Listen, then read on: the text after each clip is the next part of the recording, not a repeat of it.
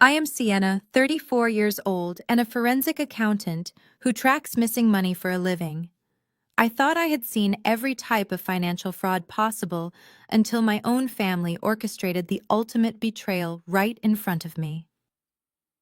We were standing in the middle of Hartsfield Jackson Atlanta International Airport. My father handed me a $50 bill and told me to buy my 78-year-old grandmother a cup of coffee while they checked the luggage for her supposed medical trip to Florida. 45 minutes later, I stood at the airline counter holding my grandmother, who suffers from early-stage Alzheimer's, only to discover my parents' sister and brother-in-law had boarded a first-class flight to Paris. When I called my mother, she simply laughed and told me to take the old woman back to my cheap apartment because they were selling her 50-acre farm. Before I continue this story, let me know where you are watching from in the comments below. Hit like and subscribe if you have ever faced a family that prioritized greed over basic human decency. Growing up in Atlanta, Georgia, my family was always obsessed with maintaining a flawless image at our local church and the country club. My parents, Marcus and Brenda, presented themselves as a devoted, affluent couple who sacrificed everything for their children and community. Behind closed doors, the reality was a suffocating environment of conditional love and endless demands for financial success. My sister Tanya, who is 32, was the undeniable golden child. She spent money recklessly, draped herself in designer brands, and married Brad, a 35-year-old white real estate developer who shared her insatiable appetite for wealth. I took a different path. I became a forensic accountant, a career my parents considered rigid, boring, and entirely unglamorous compared to Tanya and Brad, who drove imported cars and hosted lavish dinners. The morning of the airport incident began with a thick blanket of tension. My grandmother Evelyn lived on a beautiful 50-acre farm just outside the city limits. It was a property she and my grandfather had purchased decades ago, working the land with their own hands to build a lasting legacy. Recently, Evelyn had been diagnosed with early-stage Alzheimer's. Some days she was sharp and completely lucid, recalling memories from 40 years ago with perfect clarity. Other days, a thick fog settled over her mind, leaving her confused and deeply vulnerable. My parents claimed they had found an exclusive specialist in Florida who could offer groundbreaking experimental treatments. They insisted on flying her down for a comprehensive week-long evaluation. I insisted on coming along because I knew my grandmother hated traveling alone. When I arrived at my parents' house to ride to the airport with them, I noticed an excessive amount of luggage for a simple medical consultation. Brad and Tanya were already there, loading massive designer suitcases into the trunk of their luxury sport utility vehicle. Brad wore a tailored suit and a smug expression that always made my skin crawl. Tanya was busy touching up her makeup in the rearview mirror, completely ignoring our grandmother, who stood nervously on the driveway, clutching her small floral travel bag. I approached my father and asked why they needed 4 massive suitcases for a short medical trip. Marcus quickly looked away, adjusting his expensive watch, and claimed they were bringing extra items for Evelyn to make her hotel stay comfortable. My mother, Brenda, quickly interjected, loudly praising Brad for graciously taking time away from his important real estate developments to help the family. I should have trusted my instincts right then. My professional life revolves around identifying inconsistencies, finding the hidden numbers, and recognizing when a narrative does not match the available evidence. But these were my parents. I shoved my suspicions down, telling myself my protective nature was just making me paranoid. The drive to the airport was uncomfortably quiet. Evelyn held my hand in the back seat, her fingers trembling slightly. She kept asking where we were going, and my mother would snap at her from the front seat, telling her to stop asking the same questions over and over again. When we finally arrived at the international terminal, the sheer volume of people and noise completely overwhelmed my grandmother. She clung to my arm, looking around with wide, frightened eyes. Brad took charge immediately, directing everyone toward the premium check-in counters. Marcus pulled me aside, intentionally blocking my view of the ticketing agents. He dug into his leather wallet and pulled out a crisp $50 bill, pressing it firmly into my palm. Sienna, take your grandmother over to that coffee shop near the security checkpoint. He said, his voice tight with an urgency I could not quite place. Get her a warm drink and a pastry. Let her sit down and relax. We will check all these heavy bags, handle the boarding passes, and come right back to get you both. I looked over at Brenda, who was already linking arms with Tanya. They were laughing about something, completely unbothered by Evelyn's distress. Brad was directing the porters with an arrogant wave of his hand. It felt entirely wrong. Why would they need all four of them just to check bags while I managed Evelyn alone?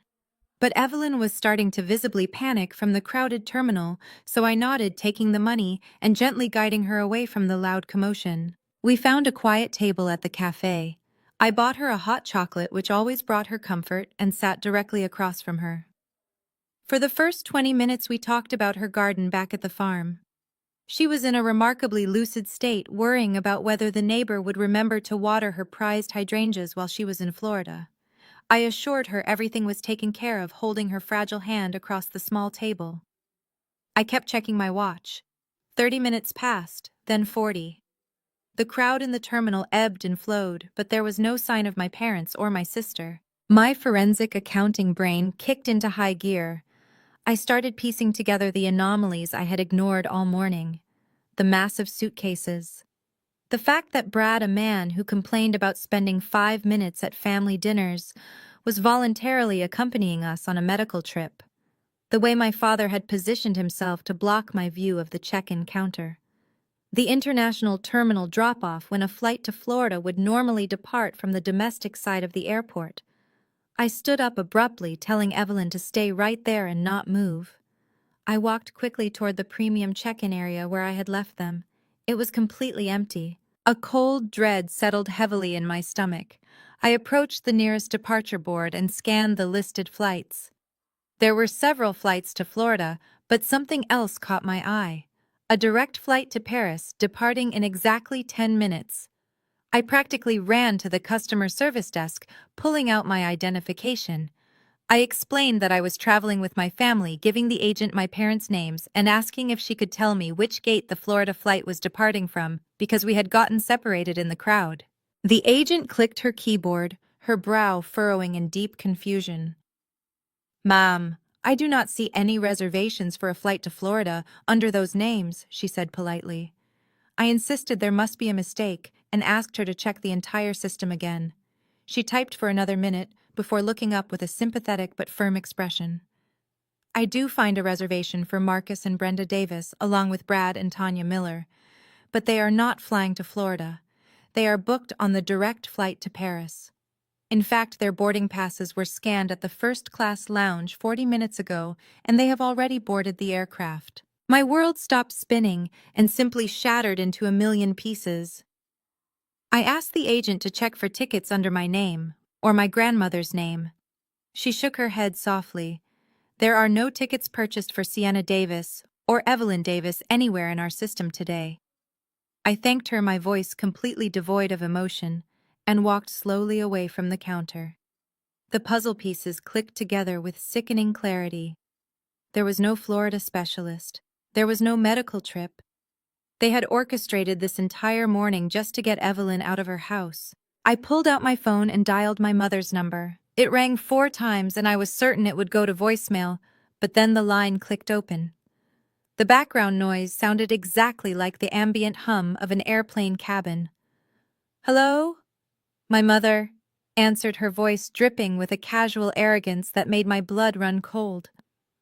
"Mom, where are you?" I demanded, fighting to keep my voice steady. "I am standing at the ticket counter. The agent says you are on a flight to Paris right now." A soft, malicious laugh echoed through the phone speaker. "Well, the agent is absolutely correct, Sienna. We are just settling into our first-class seats. The champagne is excellent, by the way. You left us here," I said, the reality still struggling to fully process in my brain. "You dumped your own mother who has Alzheimer's in the middle of a massive airport and you are flying to Europe. How could you possibly do this?" "Oh, stop being so overly dramatic, Sienna." Brenda sighed heavily, as if I were a toddler throwing a tantrum over a broken toy. "This is exactly why we never involve you in important family matters. You are too emotional and entirely too rigid. We needed Evelyn out of the house today, and this was the easiest way to do it without her putting up a fight. Needed her out of the house. I repeated, gripping the phone so tightly my knuckles turned white. Why would you need her out of her own house? Because Brad is a brilliant businessman, my mother said, her tone shifting to absolute pride. He found a massive corporate buyer, willing to pay $2 million for her farm. The entire area is being rezoned for a massive commercial development. If we waited for your grandmother to pass away or agree to sell, we would miss the opportunity of a lifetime.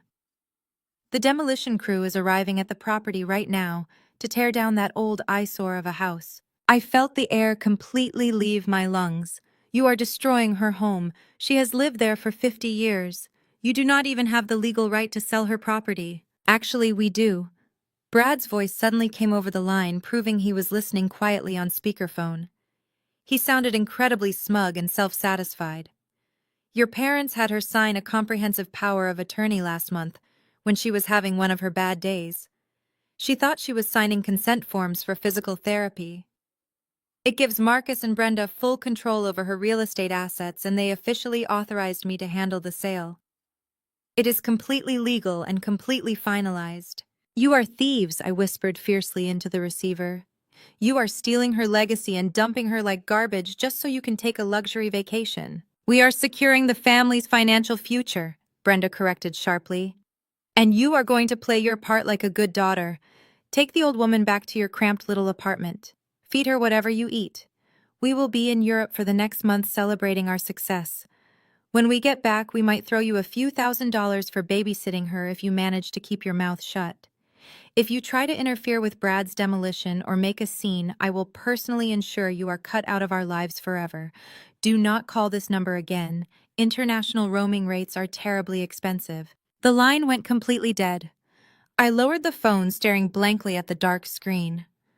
The betrayal was so absolute, so carefully calculated, that it left me completely breathless. They had weaponized my grandmother's illness against her. They had used me as a free babysitter.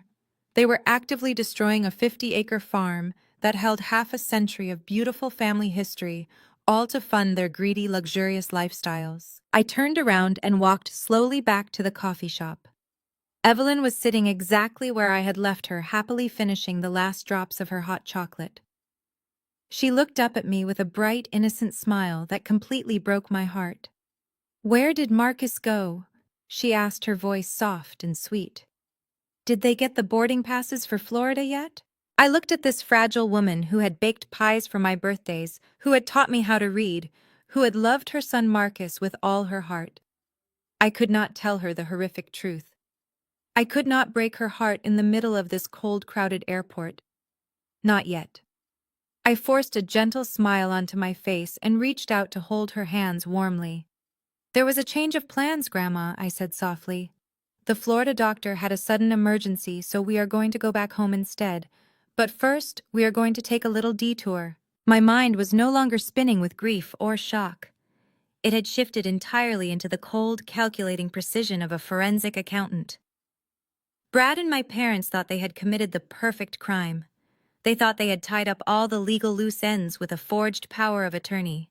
They thought that because I was just the boring numbers girl in the family, I would quietly accept defeat and obey their cruel commands. They deeply underestimated me.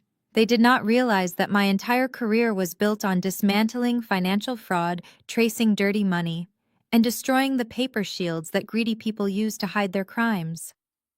If Brad thought he could bulldoze my grandmother's legacy while sipping expensive champagne over the Atlantic Ocean, he was about to learn a very painful lesson about what happens when you leave a forensic investigator alone with a powerful motive. I helped Evelyn out of her chair, wrapping her knitted sweater tightly around her shoulders to ward off the chill of the airport air conditioning. We walked out to the rideshare pickup zone, leaving the bustling international terminal behind us. As the car pulled up to the curb, I looked at the time on my phone. The demolition crew was supposed to be arriving at the farm. There was not a single second to waste. I was going to tear Brad's illegal real estate deal apart piece by piece, and I was going to make absolutely sure my parents returned from Paris straight into a nightmare they could never escape. I instructed the driver to take the fastest route to the farm. Every minute that passed felt like a heavy weight pressing against my chest. The highway traffic moved at a painfully slow pace, but my mind was racing faster than the cars around us. I looked over at my grandmother. Evelyn was looking out the window, pointing at the passing trees, completely unaware that her own son had just sold her entire life out from under her. I held her fragile hand and promised myself that I would protect her legacy no matter what it took. My parents and my sister Tanya thought they had executed a flawless plan. They assumed that my career as a forensic accountant made me nothing more than a glorified calculator. They failed to realize that my job requires me to hunt down ruthless criminals who hide behind complex legal structures and offshore accounts. Taking down a greedy brother-in-law would be deeply personal, but I would treat it with the exact same cold and calculated precision I applied to my corporate investigations. As the car turned onto the familiar county road leading to the farm, a loud rumbling sound echoed through the air. It sounded like heavy diesel engines roaring to life. My stomach dropped. We rounded the final bend, and the horrific scene came into full view. A massive yellow bulldozer was positioned directly in front of the property. The beautiful wrought iron gates that my grandfather had installed by hand 50 years ago were currently being crushed beneath the heavy metal tracks of the machine. The sheer violence of the destruction sent a shockwave of pure adrenaline through my veins. The ancient oak trees that lined the driveway were shaking as the heavy equipment tore through the front perimeter of the estate. I shouted at the driver to stop the car immediately. I handed him a large tip and asked him to help my grandmother wait safely on the grassy shoulder across the street, away from the flying dust and debris. I leaped out of the vehicle and sprinted toward the entrance, waving my arms frantically and screaming at the bulldozer operator to shut off the engine. The operator ignored me, keeping his eyes focused on the destruction. I ran straight into the path of the machine, forcing the driver to slam on the brakes and bring the massive bulldozer to a screeching halt. The sudden silence that followed was deafening, replaced only by the sound of boots crunching on the gravel driveway. Well, well, well, look who decided to crash the construction site. I turned around to see Brad walking down the steps of the main farmhouse. My brother-in-law was dressed in an expensive tailored suit, completely inappropriate for a construction zone, but he wore a bright yellow hard hat to mock the occasion. His face was twisted into a deeply arrogant smirk. Brad was a 35-year-old real estate developer who built his entire career on exploiting vulnerable property owners and using my sister's family connections to climb the social ladder. He walked toward me with a slow, deliberate swagger, holding a thick manila folder in his right hand. "Turn that machine off right now, Brad," I demanded, my voice echoing across the torn-up driveway. "You are trespassing on private property and destroying my grandmother's home. I am calling the police and having you arrested for vandalism." Brad simply laughed. It was a cold, grating sound that made me want to strike him across the face. He stopped a few feet away from me and slowly opened the manila folder. He pulled out a stack of crisp white legal documents and held them up for me to see. "You can call the police all you want, Sienna," he said smoothly, "but they are going to arrest you for trespassing. This property does not belong to your crazy grandmother anymore. It belongs to me. I suggest you step off my land before I have my crew remove you by force." I stepped closer, ignoring his threats, and snatched the documents right out of his hand. My eyes quickly scanned the pages, rapidly digesting the legal jargon. It was a general power of attorney document. The paperwork granted my parents, Marcus and Brenda, absolute legal authority over Evelyn's financial and real estate decisions. The signature at the bottom belonged to my grandmother, but it looked shaky and uneven, clearly signed on a day when her mind was clouded by the Alzheimer's. The notary stamp belonged to a shady lawyer friend of Brad's, whom I had investigated in the past for corporate fraud. Attached to the power of attorney was a commercial real estate purchase agreement. The document stated that my parents, acting as the legal representatives for Evelyn, had officially sold the entire 50-acre farm to Brad's shell company for $2 million. "This is completely fraudulent," I stated, glaring up at him. "You took advantage of an elderly woman suffering from cognitive decline. She had no idea what she was signing. And $2 million is an absolute joke. This land is 50 acres of prime real estate sitting directly in the path of the new metropolitan expansion project. It is worth at least 5 times that amount, and you know it. Brad chuckled softly, taking the documents back from me and sliding them neatly into the folder. Do not be mad just because you are out of the loop, Sienna. Your parents came to me. They knew the property taxes were getting high and they needed cash to fund their new lifestyle. I did them a massive favor. I paid them $2 million in clean liquid cash. They signed the deed over to my development firm yesterday morning. By next month, this entire farm is going to be flattened to make way for a premium outdoor shopping center. It is called Progress. You should try getting on board with it sometime. You are a disgusting predator, I told him, my voice trembling with a mixture of rage and absolute disgust. You married my sister just to get close to this family and exploit my parents' greed. You knew they would sell their own mother out for a quick payday, but this power of attorney is worthless. I will take you to court. I will have a judge throw out this sale and I will expose your entire operation. Brad took a step closer, invading my personal space. His arrogant smirk disappeared, replaced by a look of pure menace. He looked me up and down with intense disdain. You are not going to do anything, Sienna, he sneered, leaning in closer. This is exactly why your parents cannot stand you. You are a rigid, boring little accountant who spends her entire life looking at spreadsheets while the rest of us are out here making real moves. Tanya is wearing diamonds and flying first class to Paris, while you are standing in the dirt wearing a cheap blazer and crying over an old farmhouse. You have no money to fight me. You have no power in this family. You are nothing but a minor inconvenience, and I am already done dealing with you. He turned his back on me and whistled loudly to his demolition crew. Hey, boys, he shouted, pointing toward the front porch of the farmhouse. Clear out the rest of the garbage from the front hall. I want this place completely empty before the wrecking ball gets here tomorrow morning. Before I could run past him to stop the crew, 2 large men in heavy work boots walked out onto the front porch. They were carrying 2 vintage leather suitcases. I recognized them immediately. They were the suitcases my grandfather had bought for Evelyn on their 20th wedding anniversary. The men did not carry them down the stairs. They simply tossed them over the railing. The suitcases hit the hard dirt driveway, bursting open upon impact. My grandmother's cherished belongings scattered everywhere in the dust. Her carefully folded dresses, her reading glasses, her collection of old photographs, and the handmade quilt she knitted for my birth were trampled into the mud. I let out a sharp gasp, dropping to my knees in the dirt to frantically gather her things. My hands shook as I picked up a framed photograph of my grandparents on their wedding day. The glass had shattered, leaving jagged cracks across their smiling faces. I held the broken frame against my chest, feeling a hot tear slide down my cheek. Brad stood over me, watching me scramble in the dirt with a look of supreme satisfaction.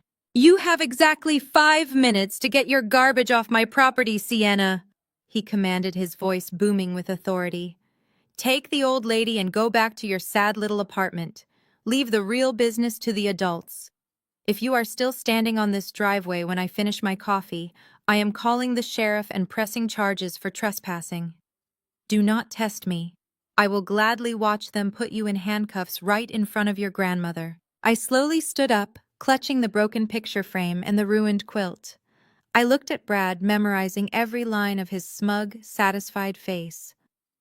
I did not scream. I did not throw a tantrum. I simply let the cold, analytical part of my brain take complete control. A forensic accountant does not win by throwing punches in the dirt. We win by following the money. We win by finding the hidden leverage and tearing the entire financial foundation out from under our enemies.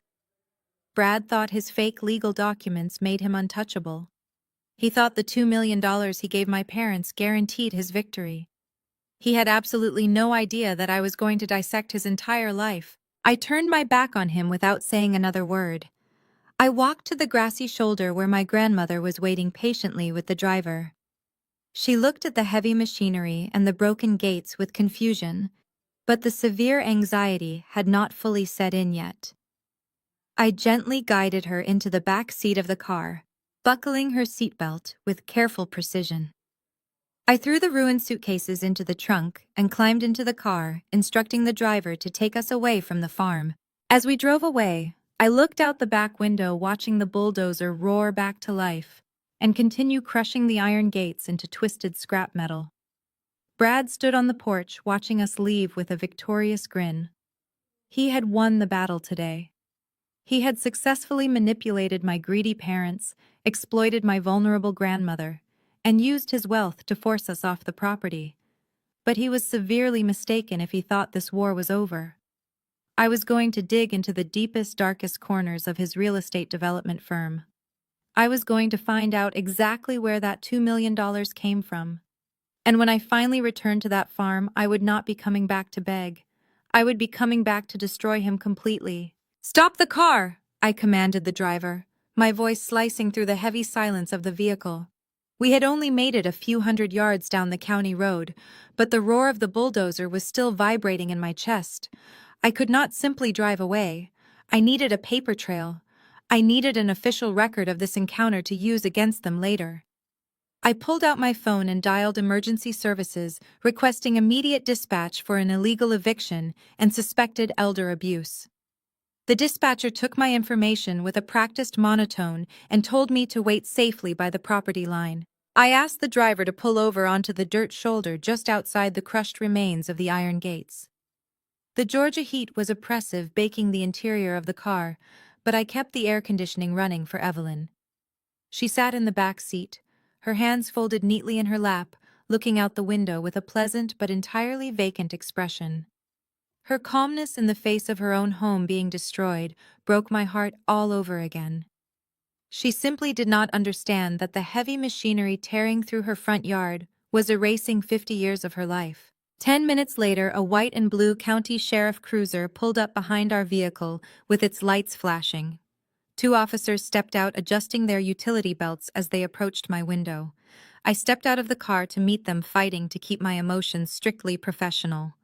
I identified myself as a forensic accountant and calmly explained that my brother-in-law was currently destroying my grandmother's property using fraudulent documents. I told them my parents had abandoned my grandmother at the airport and sold her land under severe duress, while she was suffering from cognitive decline. The officers listened, but their expressions remained guarded and skeptical. They instructed me to wait by the car while they approached the farmhouse. From the shoulder of the road, I watched the scene unfold with a rising sense of nausea. Brad walked down the front steps to meet the officers. He did not look angry or defensive. Instead, he deployed the exact same smooth, arrogant charm he used to swindle investors and charm my greedy parents. He smiled warmly, shook the officers' hands, and immediately presented his manila folder. I watched the officers review the paperwork. I saw Brad pointing to the signatures, tapping the notary stamp, and gesturing casually toward the bulldozer as if this was all just a routine day at the office. He played the part of the respectable, wealthy developer perfectly. After a few minutes, the officers nodded, handing the folder back to him. Brad threw a victorious smirk in my direction before turning his back and walking inside the house. The taller officer walked back to my car, his posture rigid and dismissive. "Mom," he said, crossing his arms over his chest. "We reviewed the paperwork. The gentleman has a valid power of attorney signed by your grandmother and notarized legally. He also has a signed purchase agreement and a recorded deed. This is his property now." "It is a fraudulent power of attorney," I argued, my voice rising, despite my desperate attempts to remain calm. "She has early-stage Alzheimer's. She was not of sound mind when she signed that paper. My parents exploited her illness to get her signature, and then they abandoned her today to flee the country. You have to stop that bulldozer." "I understand you are upset," the officer replied, his tone patronizing and entirely unhelpful. "But we are patrol officers, not a civil court judge. On paper, everything that man is doing up there is strictly legal. We cannot halt a lawful demolition based on a verbal accusation of fraud. If you believe the documents were signed under duress, you need to hire an attorney and file a civil lawsuit. Right now, the law says you are trespassing on a commercial construction site." He is destroying the evidence I insisted, pointing frantically at the house. He is erasing her entire life while my parents are flying to Paris with stolen money. The officer placed his hand on his radio, stepping closer to my space to establish authority. Mom, I am going to tell you this one more time. This is a civil matter. You need to get back in your vehicle and leave the premises immediately. If you refuse to vacate the property boundary, I will be forced to place you under arrest for trespassing and public disturbance. And I highly doubt you want your grandmother to watch you get put in the back of a squad car today. The absolute helplessness of the situation hit me like a physical blow to the stomach. The law, which I had dedicated my entire career to upholding, was actively protecting a predator. Brad had insulated his crime with just enough bureaucratic paperwork to make it look legitimate to the untrained eye. He knew the police would not intervene. He knew the burden of proof would fall entirely on me, and he knew a civil lawsuit could take years to resolve. By the time I could get a judge to review the medical records and invalidate the power of attorney, the farm would be nothing but an asphalt parking lot and a strip mall. I looked at the officer, recognizing the hard, uncompromising line of his jaw. There was no reasoning with him. I nodded slowly, swallowing the bitter taste of defeat. I will leave, I said quietly. But this is not over. I climbed back into the rideshare vehicle and told the driver to take us to the nearest motel. My own apartment was a tiny one-bedroom unit, located over an hour away in the busy financial district of downtown Atlanta. It was on the fourth floor of a building with a notoriously broken elevator, and it was entirely unsafe for a woman suffering from memory loss and mobility issues. I needed a secure place nearby where I could regroup, protect Evelyn, and formulate a strategy without hauling her across the city in her fragile state. The driver dropped us off at a cheap, rundown roadside motel situated just off the interstate highway. The neon sign out front flickered erratically, buzzing with a harsh electrical hum. The parking lot was cracked and filled with weeds growing through the concrete. It was the exact type of place my parents and my sister Tanya would rather die than step foot inside. They were currently flying 30,000 feet in the air, drinking vintage champagne and dining on first-class meals while their own flesh and blood was checking into a $40 a night motel room. I paid the driver and led Evelyn into the dingy lobby. The clerk sat behind a thick pane of bulletproof glass, barely looking up from his smartphone as I slid my credit card through the slot. I requested a room on the ground floor to accommodate Evelyn. He tossed a plastic keycard through the metal tray without saying a single word. The motel room smelled strongly of stale cigarette smoke, industrial bleach, and old mildew. The floral bedspreads were faded and worn thin at the edges. A small tube television sat on a heavily scratched wooden dresser, and the lone window looked out directly onto a chain-link fence and the noisy highway. I guided Evelyn to the edge of the bed and helped her sit down.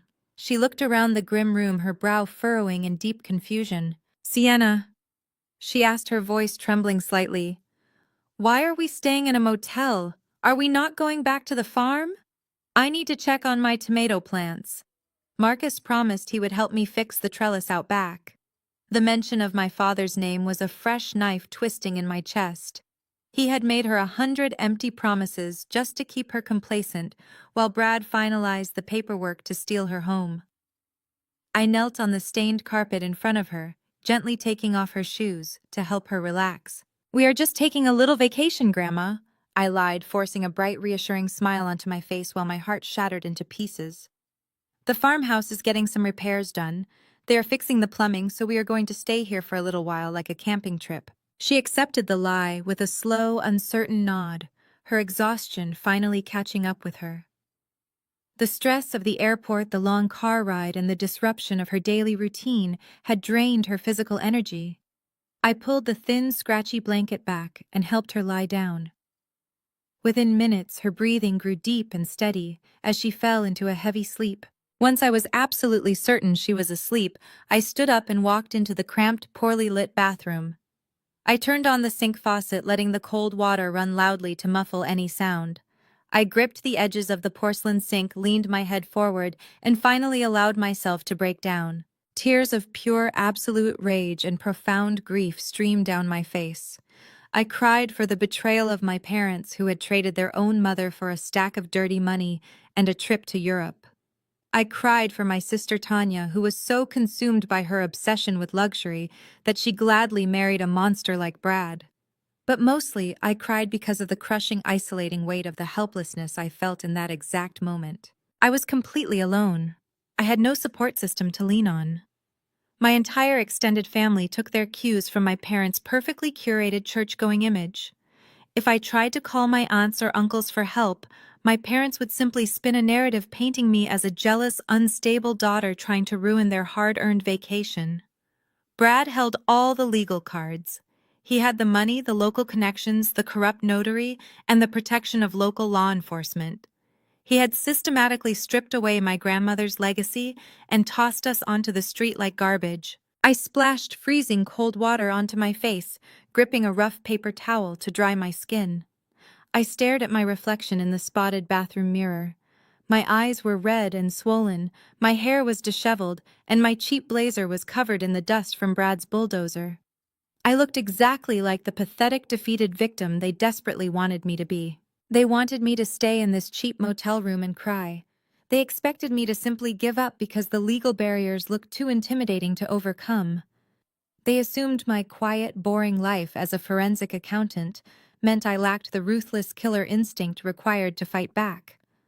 They were wrong. I walked out of the bathroom and sat down at the small, wobbly desk in the corner of the motel room. I opened my laptop and connected to the unsecured, flickering local internet network. I took a deep breath, pushing every single emotion to the absolute back of my mind. Grief was a luxury I could no longer afford. Anger was useful, but only if it was highly focused and strictly controlled. My parents and Brad thought they had buried me under a mountain of fake legal documents.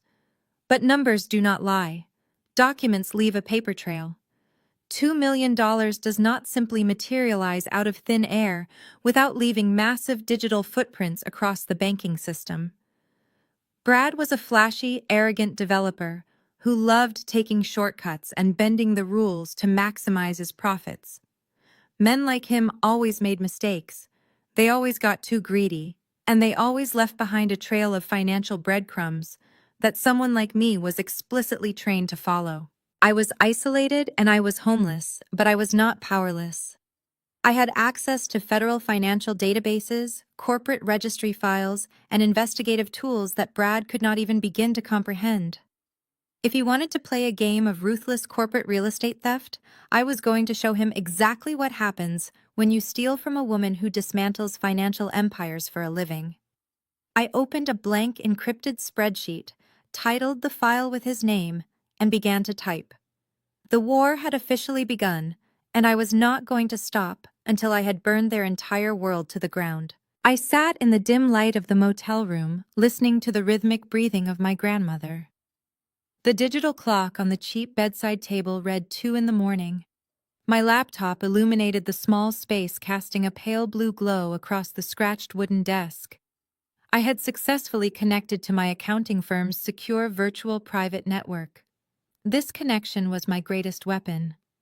As a senior forensic auditor, I had unrestricted access to premium financial databases, offshore registry archives, and proprietary investigative software that cost thousands of dollars a month to maintain. Brad thought he was dealing with an emotional sister-in-law. He had no idea he was dealing with a professional who tracked international money laundering syndicates for a living. I cracked my knuckles and began running the name of his limited liability company through the federal corporate registry. The initial results were exactly what I expected from a shady real estate developer. Brad had layered his ownership behind 3 different shell companies registered in Delaware and Wyoming, where corporate secrecy laws protect the identities of the true owners. But I knew how to peel back those layers.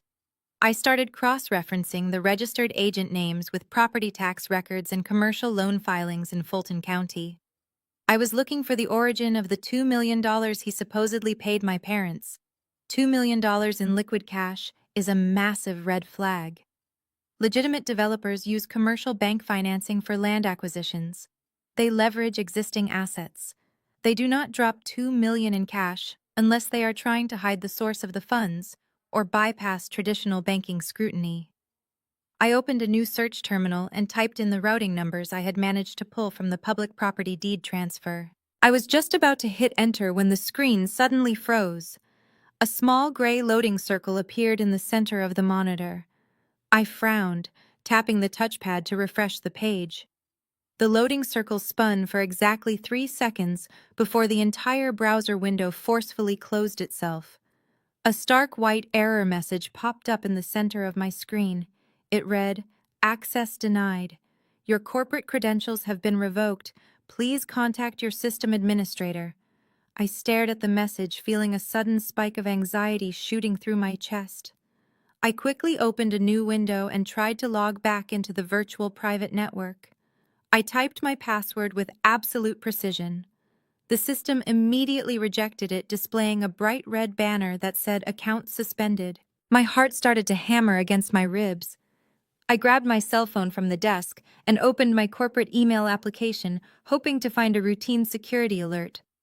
Instead, the application screen went entirely blank before flashing a notification that the mobile device management software had remotely wiped my corporate inbox.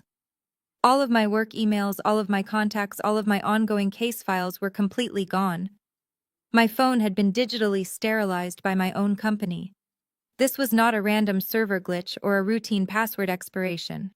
This was a targeted, deliberate lockout. Someone at the highest level of the firm had manually severed my access to the corporate network in the middle of the night. I immediately searched for the contact information of my managing partner, David. David was a pragmatic, fiercely intelligent man who had mentored me for the past 6 years. He respected my work ethic and had personally promoted me to the senior investigative team. I dialed his personal cell phone number, knowing he was an early riser who often worked through the night on major international cases. The phone rang 3 times before he answered. His voice was clipped and entirely devoid of the warmth he usually reserved for me. "Sienna," he said, sounding exhausted and deeply uncomfortable. "I was wondering how long it would take you to call." "David, what is going on?" I asked, trying to keep the rising panic out of my voice. I was in the middle of running a background check on a corporate entity and my entire system access was just revoked.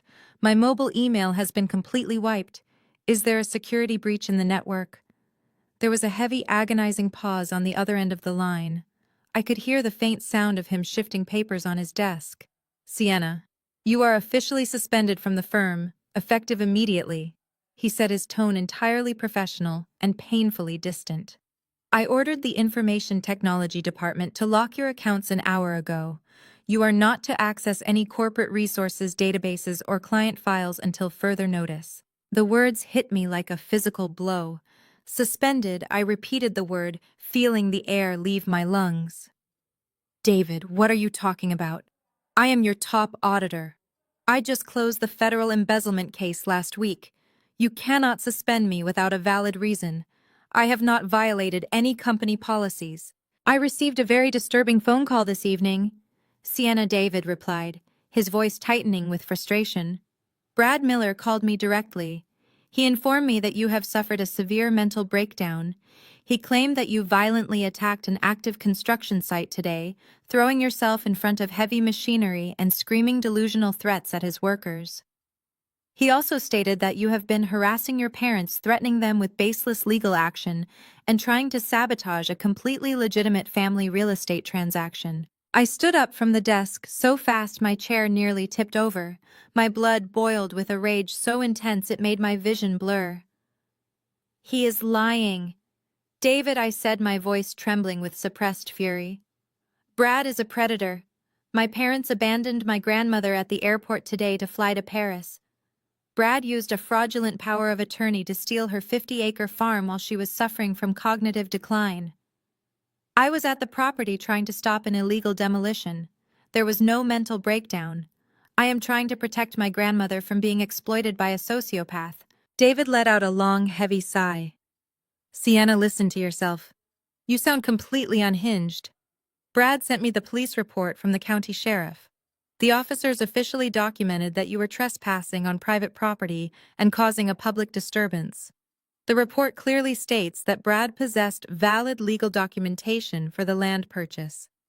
The police literally had to escort you off the premises because you refused to accept reality. You are using our corporate resources to conduct a rogue, unauthorized investigation into your own brother-in-law. That is a massive violation of our ethical guidelines and a direct conflict of interest. I gripped the edge of the desk, my knuckles turning white. David, you know me, I pleaded desperately. You have known me for 6 years. I am a rational, analytical professional. I do not cause public disturbances unless a crime is actively being committed in front of me.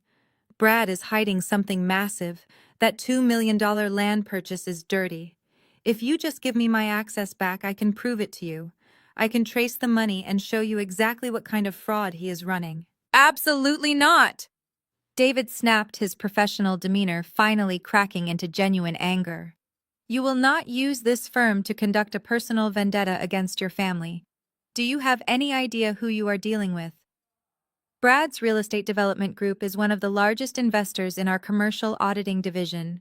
He holds significant leverage over our quarterly revenue. He explicitly threatened to pull all of his corporate accounts and file a massive defamation lawsuit against the firm if I allowed you to use our proprietary software to harass him. I have 200 employees to protect Sienna. I cannot risk the entire firm because you are having a bitter family dispute over an inheritance. The sheer magnitude of Brad's manipulation washed over me, leaving me completely breathless. He had not just beaten me at the farm, he had anticipated my very next move. He knew exactly where I worked. He knew exactly what tools I had at my disposal.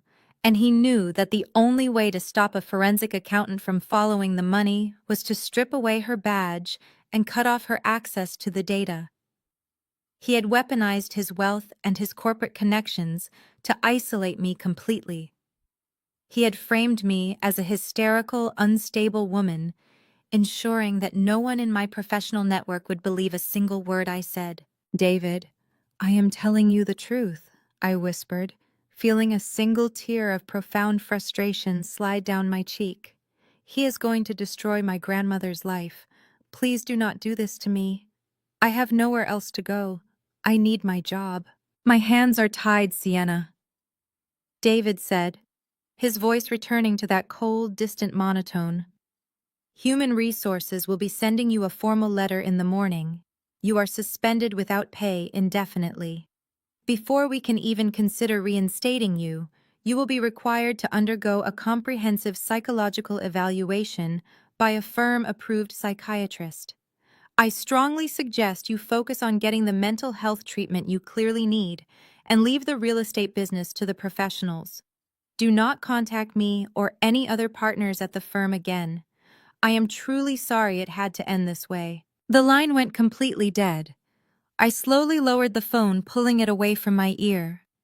I stood in the middle of the cheap motel room, surrounded by the smell of stale smoke and bleach, listening to the distant roar of the highway traffic outside the window. I felt entirely, completely hollowed out. In the span of a single day, my parents had abandoned me.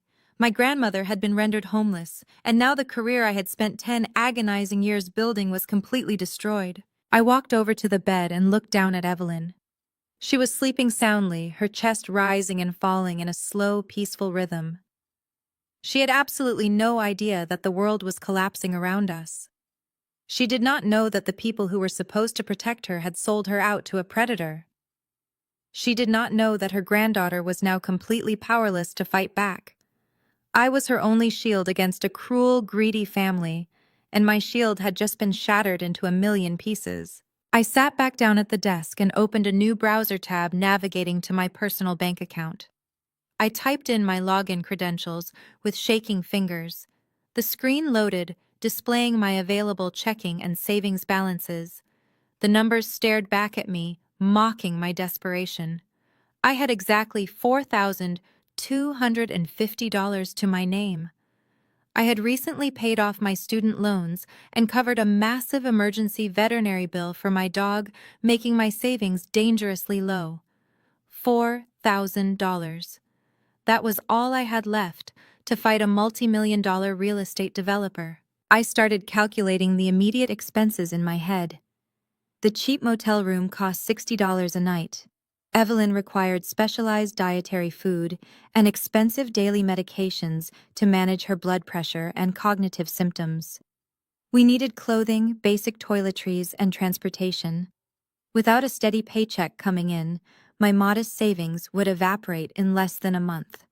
Brad had not just silenced my investigation, he had executed a perfect strategic financial starvation. He knew that without my corporate salary, I would eventually run out of resources. He knew that I would be forced to abandon the fight just to keep a roof over my grandmother's head. My phone vibrated on the desk, pulling me out of my downward spiral of despair. The screen lit up, displaying a new text message from an unknown number. I did not need caller identification to know exactly who was sending it. I picked up the device and read the message. I warned you to stay out of adult business, Sienna. You should have just taken the old lady to your apartment and kept your mouth shut like a good little girl. Now you have no job, no money, and no credibility.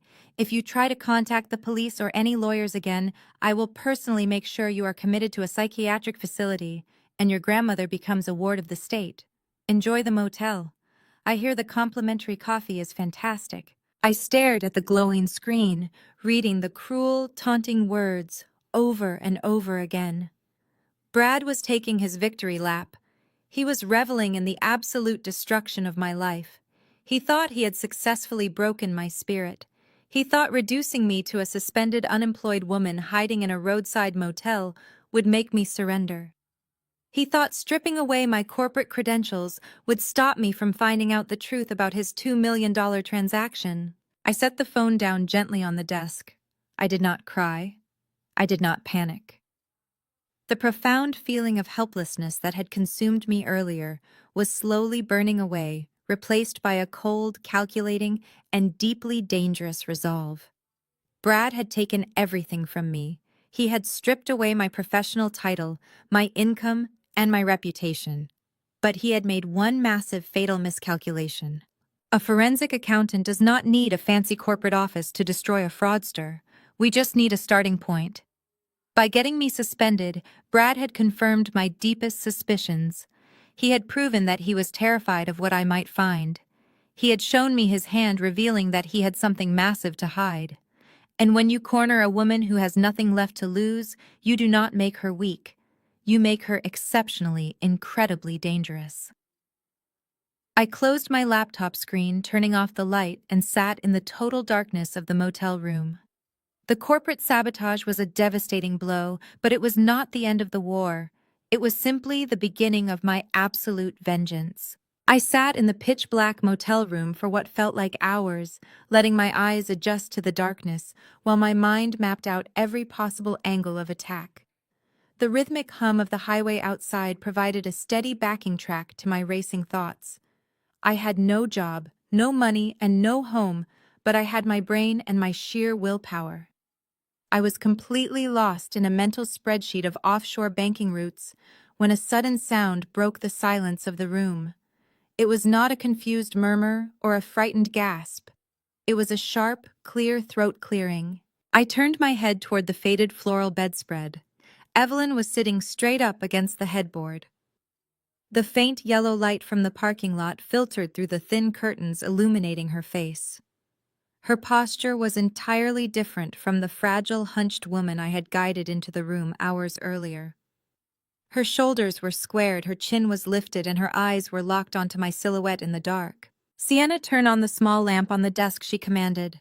Her voice was steady and carried an authority I had not heard from her in over a year. There was no tremor, no confusion, and no asking for Marcus. I scrambled to reach the switch, clicking on the desk lamp. The warm light flooded the small corner of the room. I looked at my grandmother, cautiously, afraid that any sudden movement might break this rare moment of absolute lucidity. "Grandma, are you okay?" I asked softly, keeping my voice gentle. "Do you need a glass of water or your medication?" "I do not need pills, Sienna," she replied, her gaze piercing right through me. "I need you to listen to me very carefully because I do not know how long this clarity will last. The fog comes and goes, but right now, my mind is perfectly clear. I know exactly what happened today. I know Marcus and Brenda left me at that airport. I know they sold the farm to that slimy snake Tanya married. My breath caught in my throat. I stood up from the desk chair and walked slowly toward the edge of the bed.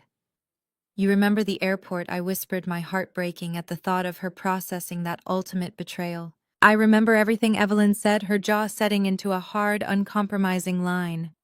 I remember Marcus handing you that $50 bill. I remember the way Brenda would not even look me in the eye. They think because my memory fails me that I am stupid. They think because I sometimes forget what day it is that I forgot who they are. But I never forgot the greed in my son's heart.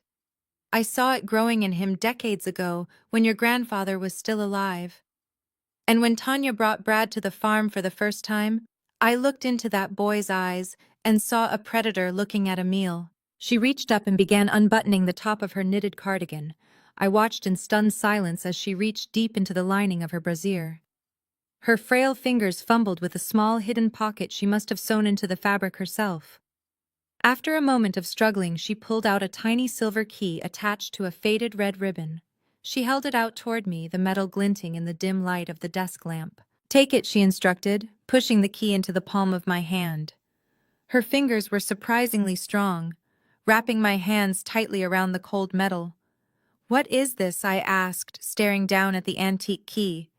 It looked like it belonged to an old padlock or a heavy lockbox. "It is the key to a safe deposit box at the First National Bank of Oglethorpe," she explained, lowering her voice to a conspiratorial whisper. "It is an old, independent bank in a tiny rural county about an hour south of here. Marcus does not know it exists. Brenda does not know it exists. I opened the account 5 years ago, right after your grandfather passed away, and right around the time I started forgetting where I put my car keys. I knew my mind was starting to slip, and I knew exactly what Marcus would do the second he thought I was too weak to fight back." I stared at my grandmother, feeling a profound wave of awe wash over me. While my parents thought they were outsmarting a vulnerable old woman, Evelyn had been quietly playing a master game of chess. She had anticipated their betrayal half a decade before they even had the courage to execute it. "What is inside the box, Grandma?" I asked, my voice barely above a whisper. "Your weapon," she replied, leaning back against the pillows as a small, satisfied smile crossed her face.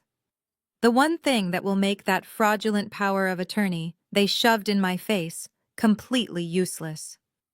You are going to take me to Oglethorpe first thing in the morning when the bank opens. We have to get there before Brad realizes he needs to freeze my secondary assets. Now turn off that light and get some sleep. We have a very long day ahead of us tomorrow." She closed her eyes, and within minutes her breathing returned to the steady rhythm of sleep. I stood by the bed, clutching the tiny silver key in my fist until the metal grew warm against my skin. The crushing hopelessness that had suffocated me all evening was completely eradicated. My grandmother was not just a victim. She was a brilliant strategist who had laid a trap for her greedy son long before her mind began to betray her. I did not sleep a single second that night. I sat at the desk holding the key and watching the digital clock slowly tick toward dawn. As soon as the sun began to peek over the horizon, casting a gray light over the noisy highway, I gently woke Evelyn. The sharp lucidity from the night before had somewhat faded, leaving her a bit quiet and disoriented, but she still remembered the mission. She pointed to my hand, reminding me to keep the key safe. I helped her dress and guided her out to the motel parking lot. I used a portion of my dwindling savings to hire a private car service, explicitly instructing the driver to avoid the main interstates and take the back roads down to Oglethorpe County. I was paranoid that Brad might have used his connections with the local police to put a tracker on my name or flag my location. We drove through the winding rural roads of Georgia, passing endless stretches of pine trees and quiet farmland. The First National Bank of Oglethorpe looked like a relic from the 1970s. It was a small brick building sitting on the corner of a quiet town square, completely untouched by modern corporate banking aesthetics. There were no sleek digital displays or heavy security gates. It was exactly the kind of obscure, forgotten institution where a smart woman would hide her most valuable secrets. I helped Evelyn out of the car and guided her through the heavy glass doors. The interior smelled like old paper and lemon polish. An elderly man in a neat brown suit was standing behind the main counter sorting a stack of deposit slips. He looked up as the door chimed and a wide, genuine smile spread across his weathered face. "Evelyn Davis," he called out, stepping out from behind the counter to warmly shake my grandmother's hand. "It has been a long time. I was wondering when you would be coming back to visit us." "Hello, Arthur," Evelyn replied, her social grace taking over effortlessly. "This is my granddaughter Sienna. We need to access my box today." Arthur nodded, his eyes shifting to me with a polite but professional assessment. "Of course, Evelyn. Right this way." He led us toward a heavy steel vault door at the back of the building. The vault was a massive piece of vintage engineering requiring a combination dial and a heavy lever to open. Arthur swung the door wide and ushered us into a small, brightly lit room lined with hundreds of narrow metal drawers. He checked Evelyn's identification carefully, verifying her signature against an old index card in his file. He then asked for the key. I handed him the silver key attached to the red ribbon. He inserted it into box number 412, turning his master key simultaneously. The lock clicked heavily, and he pulled out a long, flat metal container. He placed it on a private viewing table in the center of the room and discreetly stepped outside, closing the vault door behind him to give us total privacy. My hands were visibly shaking as I reached for the lid of the metal box. Evelyn stood beside me, placing a calming hand on my shoulder. "Open it, Sienna," she said, her voice quiet but firm. I lifted the metal lid. Inside the box rested a thick stack of legal documents bound in a dark blue cover sheet. The seal of a prominent Atlanta law firm was embossed on the front. I carefully lifted the documents out of the box, feeling the heavy weight of the premium paper. The title printed in bold black letters across the top page made my heart skip a beat. Irrevocable Land Trust Agreement. I quickly flipped past the cover page, my eyes scanning the dense legal language with the trained speed of a forensic auditor. I looked at the date. The trust had been legally established and recorded exactly 5 years and 2 months ago. I scanned down to the grantor section, noting Evelyn's notarized signature alongside a certificate of mental competency from an independent medical examiner. I turned to the next page, looking for the designated trustee and the sole beneficiary. Both lines bore my name, Sienna Davis. I read the clauses carefully, my mind racing as the absolute genius of the document became clear. An irrevocable land trust is a highly specific legal structure. Once a property is placed inside an irrevocable trust, the original owner relinquishes all direct ownership rights. The property legally belongs to the trust itself, and only the designated trustee has the legal authority to sell, transfer, or modify the asset. "Grandma," I whispered, looking up from the documents with wide, completely stunned eyes. "You put the farm into an irrevocable trust. You made me the sole trustee." Evelyn nodded, a fierce, proud light shining in her eyes. "I knew Marcus would try to take the farm. I knew he would eventually force me to sign some piece of paper when my mind was not working right. So I went to a lawyer 5 years ago when I was sharp as a tack. I transferred the deed of the farm directly into that trust. Legally, I have not owned that 50-acre property for half a decade." A massive, triumphant smile broke across my face. The sheer magnitude of this legal maneuver was brilliant. The power of attorney that Brad had shoved in my face yesterday was legally binding, but it only gave my parents control over assets that Evelyn actually owned.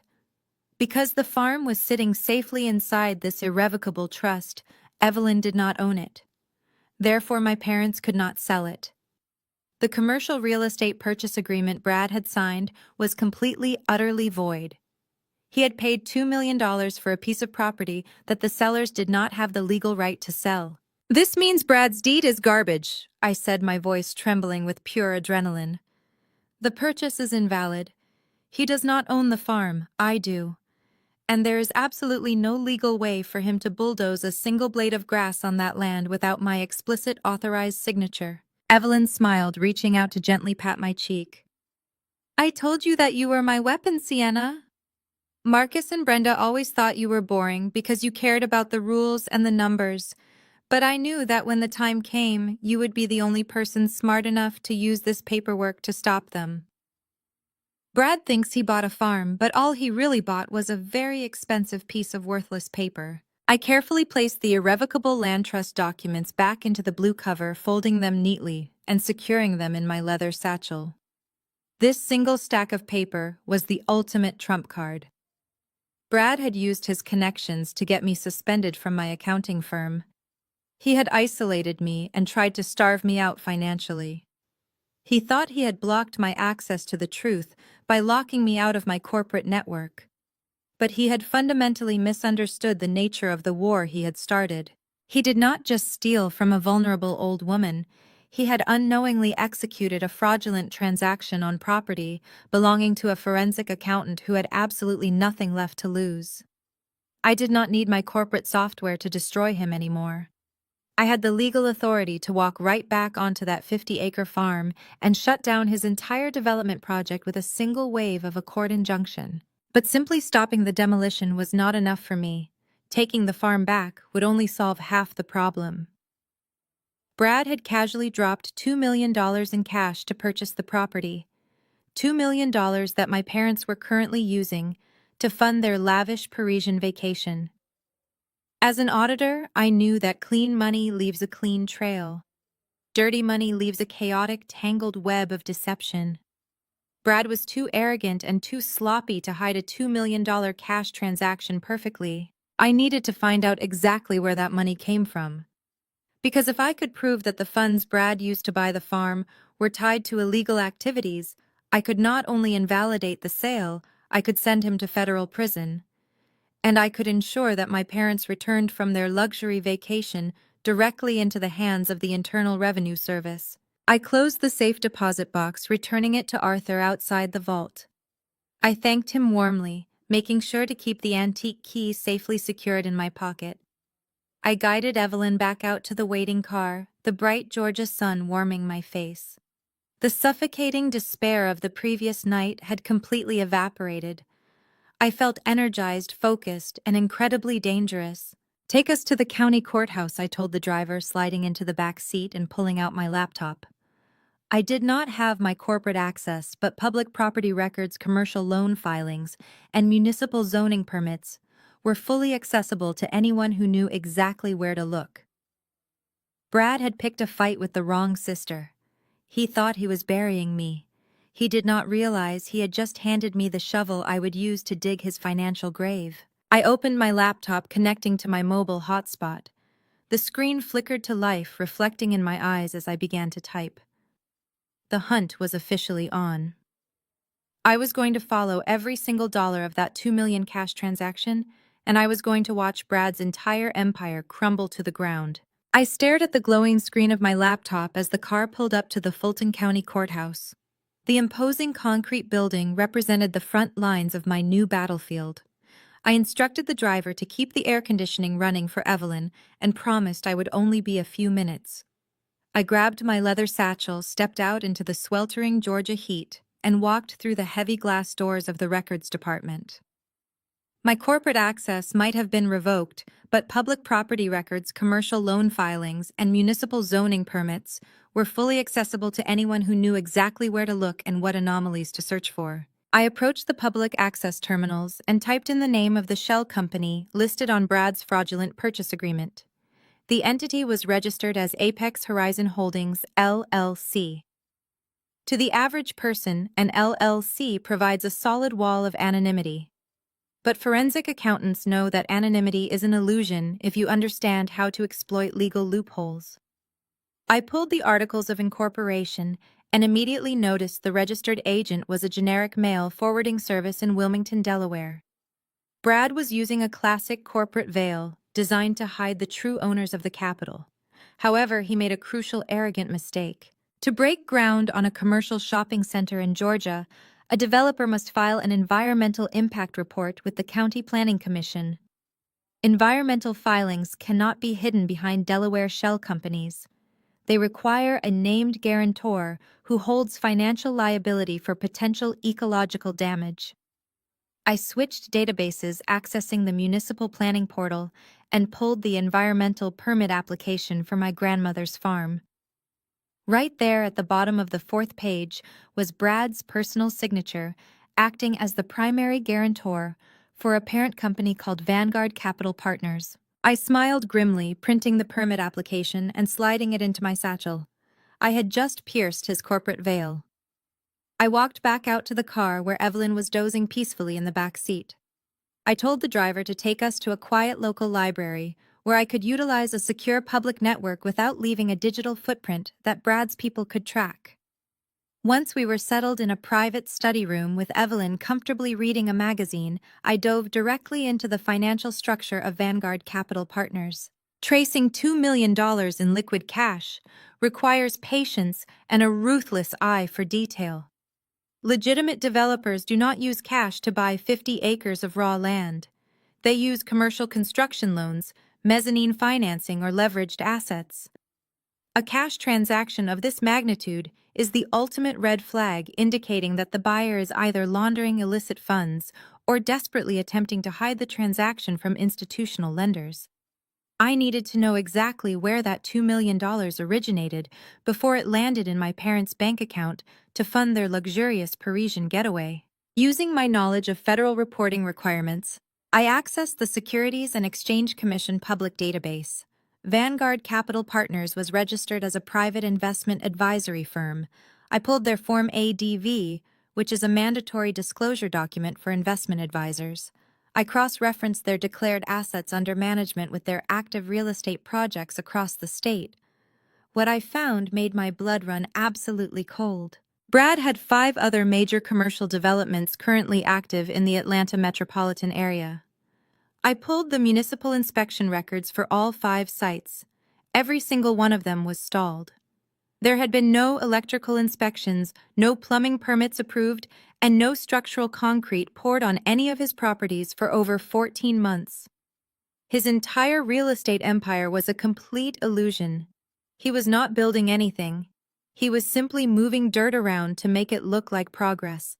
My fingers flew across the keyboard as the horrific reality of his business model came into sharp focus. Brad was running a massive real estate Ponzi scheme.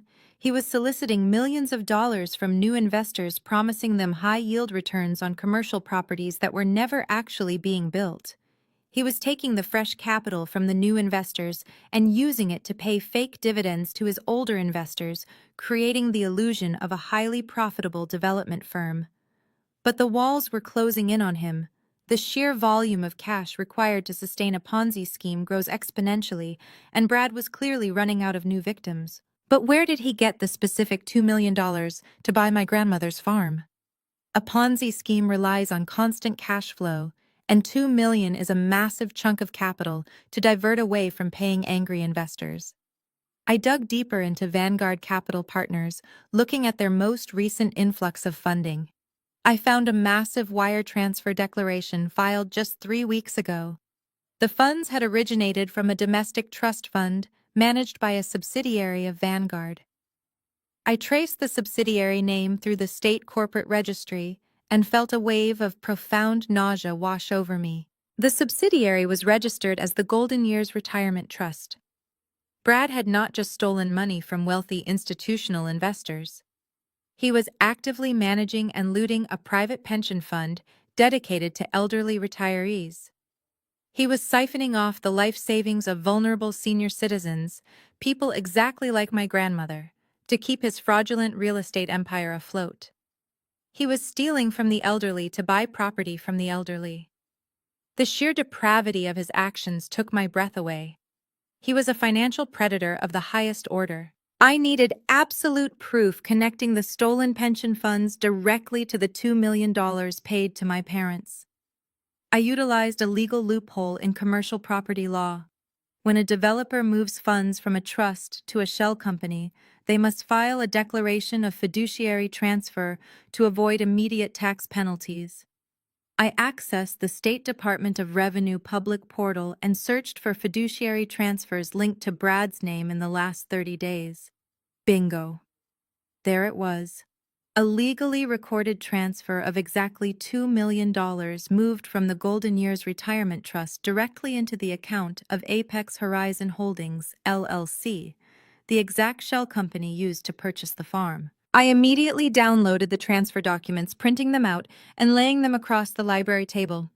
The paper trail was absolutely flawless. Brad had embezzled $2 million of retirement funds, laundered it through his Delaware shell company, and handed it to my parents as clean cash. My parents, who were currently sipping expensive wine and taking photographs in front of the Eiffel Tower, were unknowingly holding $2 million of stolen federal pension funds. When the authorities found out, my parents would be classified as accomplices to major financial fraud. But one critical question remained unanswered. Why was Brad in such an absolute frantic rush to demolish my grandmother's farmhouse? If he was running a Ponzi scheme, he could simply sit on the land and use the deed to attract new investors. Why did he need a bulldozer on the property the exact same morning he forced my parents to abandon Evelyn at the airport? Why was he acting like a man with a gun to his head? I turned back to my laptop, searching for liens and encumbrances filed against Brad's primary holding company. A lien is a legal claim placed on assets by a creditor to secure a debt. If Brad was failing to pay his investors, someone must be holding his feet to the fire.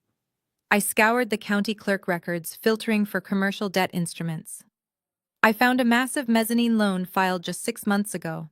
The loan was for $15 million, and the creditor was listed as Ironclad Financial Services. I recognized that name immediately from my time working at the forensic accounting firm. Ironclad Financial Services was not a legitimate bank.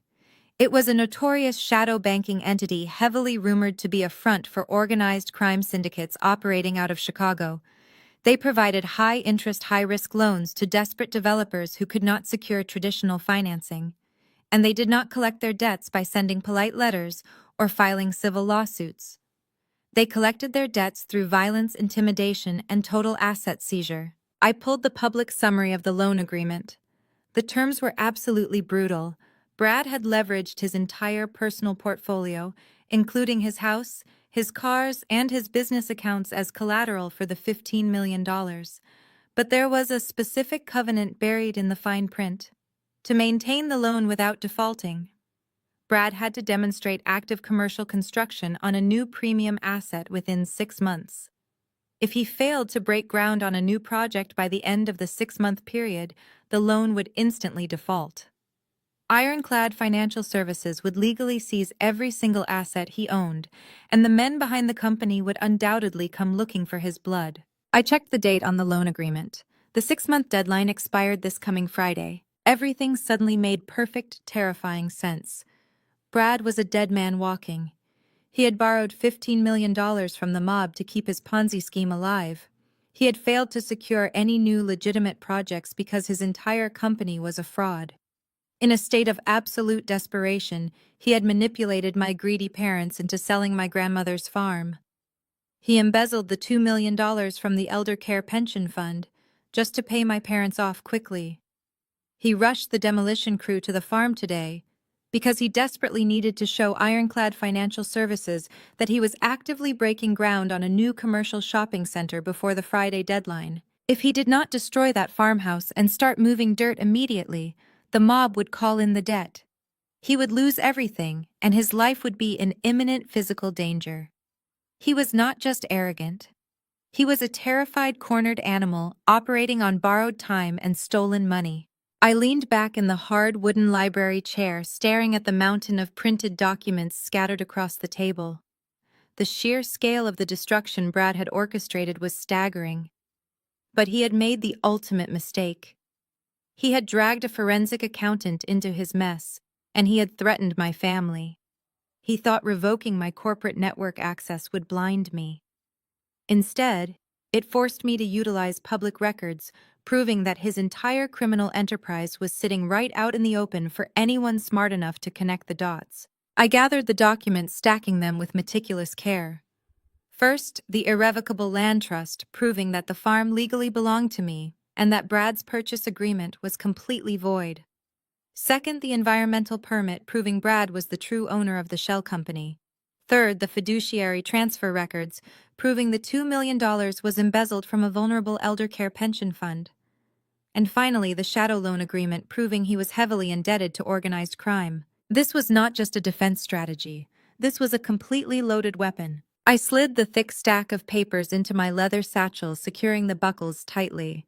I looked over at Evelyn, who was quietly flipping through a picture book, oblivious to the absolute financial warfare I had just waged on her behalf.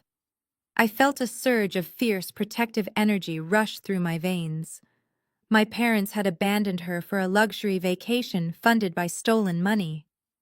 My sister Tanya was living a life of glamorous delusion funded by a criminal. And Brad thought he could bulldoze our history to save his own skin. I was going to let them enjoy their vacation. I was going to let them post their beautiful photographs from Paris. I was going to let Brad sweat and panic as the Friday deadline approached. Because when they finally returned to Atlanta, they were going to walk straight into a meticulously crafted trap. I helped Evelyn stand up, wrapping her arms securely through mine. We walked out of the library and back into the sweltering Georgia heat. I pulled out my phone and dialed the number for a secure long-term rental apartment in a quiet gated community in the northern suburbs. I used the last of my savings to secure the lease, ensuring that Evelyn would have a safe, comfortable place to live while the storm broke. Once we were settled in the new apartment, I sat down at the kitchen table and drafted a formal legal injunction using the irrevocable land trust as my primary evidence. I filed the injunction electronically with the Fulton County Court, immediately halting any and all construction, demolition, or alteration on the farm property. The court order would be hand-delivered to Brad's office by a county sheriff the following morning. He would be legally barred from stepping foot on the property, ensuring that he would miss his critical Friday deadline with the shadow bank. Then I drafted a highly detailed anonymous tip containing the fiduciary transfer records and the evidence of the elder care pension embezzlement. I encrypted the file and scheduled it to be emailed directly to the Financial Crimes Division of the Federal Bureau of Investigation and the Enforcement Division of the Internal Revenue Service. The trap was fully set. The tripwires were armed. My parents, Brad and Tanya, thought they had discarded me at the airport like a piece of unwanted luggage. They were about to find out that abandoning a forensic accountant with a motive is the most expensive and devastating mistake a person could ever make. I closed my laptop, feeling a cold, ruthless sense of satisfaction. Now all I had to do was wait for them to come home. I waited exactly 28 days. During those 4 weeks, I settled Evelyn into our secure apartment, establishing a peaceful routine filled with gardening on the balcony and cooking her favorite meals. The court injunction had been successfully served to Brad's corporate office, halting the demolition completely. The heavy yellow machinery sat abandoned and silent on the farm, rusting slightly in the Georgia rain. My anonymous files had been safely delivered to the federal authorities. The board was set. On a Tuesday afternoon, my phone buzzed with an automated notification from the county court system. The process server had successfully executed the delivery of the legal subpoenas. My parents Marcus and Brenda, along with my sister Tanya and her husband Brad, had officially landed at Hartsfield, Jackson, Atlanta International Airport. They had undoubtedly walked through the terminal, sporting fresh European tans, carrying custom leather luggage packed with French designer clothing. They expected to return to a newly cleared commercial construction site and a massive influx of ongoing wealth. Instead, they returned to a legal nightmare. The process server had been waiting directly outside the arrivals terminal.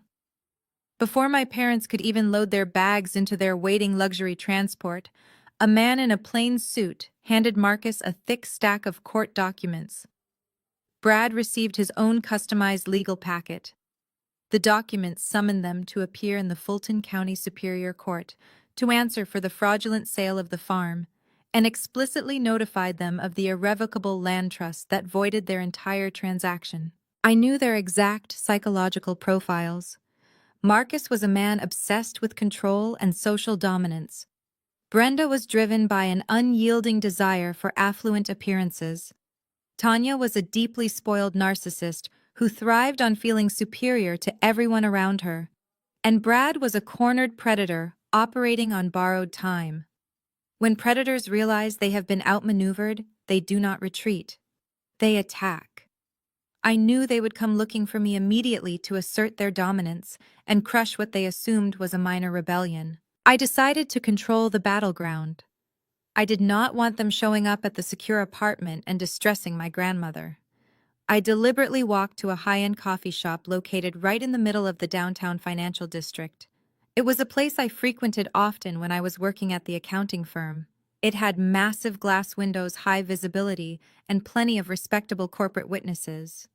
I ordered a black coffee, sat at a table facing the street, and opened my laptop. I made sure the location services on my phone were active, giving them a digital breadcrumb trail to follow. It took them less than 3 hours to find me. A sleek black luxury sport utility vehicle pulled up aggressively to the curb outside the coffee shop, parking illegally in a loading zone. The doors swung open, and the sheer chaotic energy radiating from the vehicle was palpable even through the thick glass windows. Marcus stepped out first, wearing an expensive navy blue travel suit. His face was flushed a dark, angry crimson. Brad followed closely behind him, moving with a frantic, highly caffeinated energy. Brad looked completely terrible. The vacation had not rested him. He had deep, dark circles under his eyes. His skin was pale, and his hands were constantly twitching. He had missed his Friday deadline with the shadow banking syndicate, and the terror of that failure was actively eating him alive from the inside out. Tanya stepped out last, wearing a ridiculously oversized pair of designer sunglasses and a silk scarf. Brenda had apparently stayed behind at their mansion too, overwhelmed by the legal scandal to show her face in public. The three of them stormed into the coffee shop, ignoring the annoyed stares of the baristas and the corporate patrons. They marched straight toward my table. I did not flinch. I did not close my laptop. I simply picked up my coffee cup, took a slow, deliberate sip, and looked up at them with absolute emotional detachment. "What the hell do you think you are doing?" Sienna Marcus demanded, slamming his open palms down on my table. His voice was a harsh, aggressive whisper, designed to intimidate me without causing a massive public scene. "You send a process server to ambush us at the airport. You file a fraudulent injunction to stop construction on a legally purchased commercial property. Have you completely lost your mind?" I set my coffee cup down gently.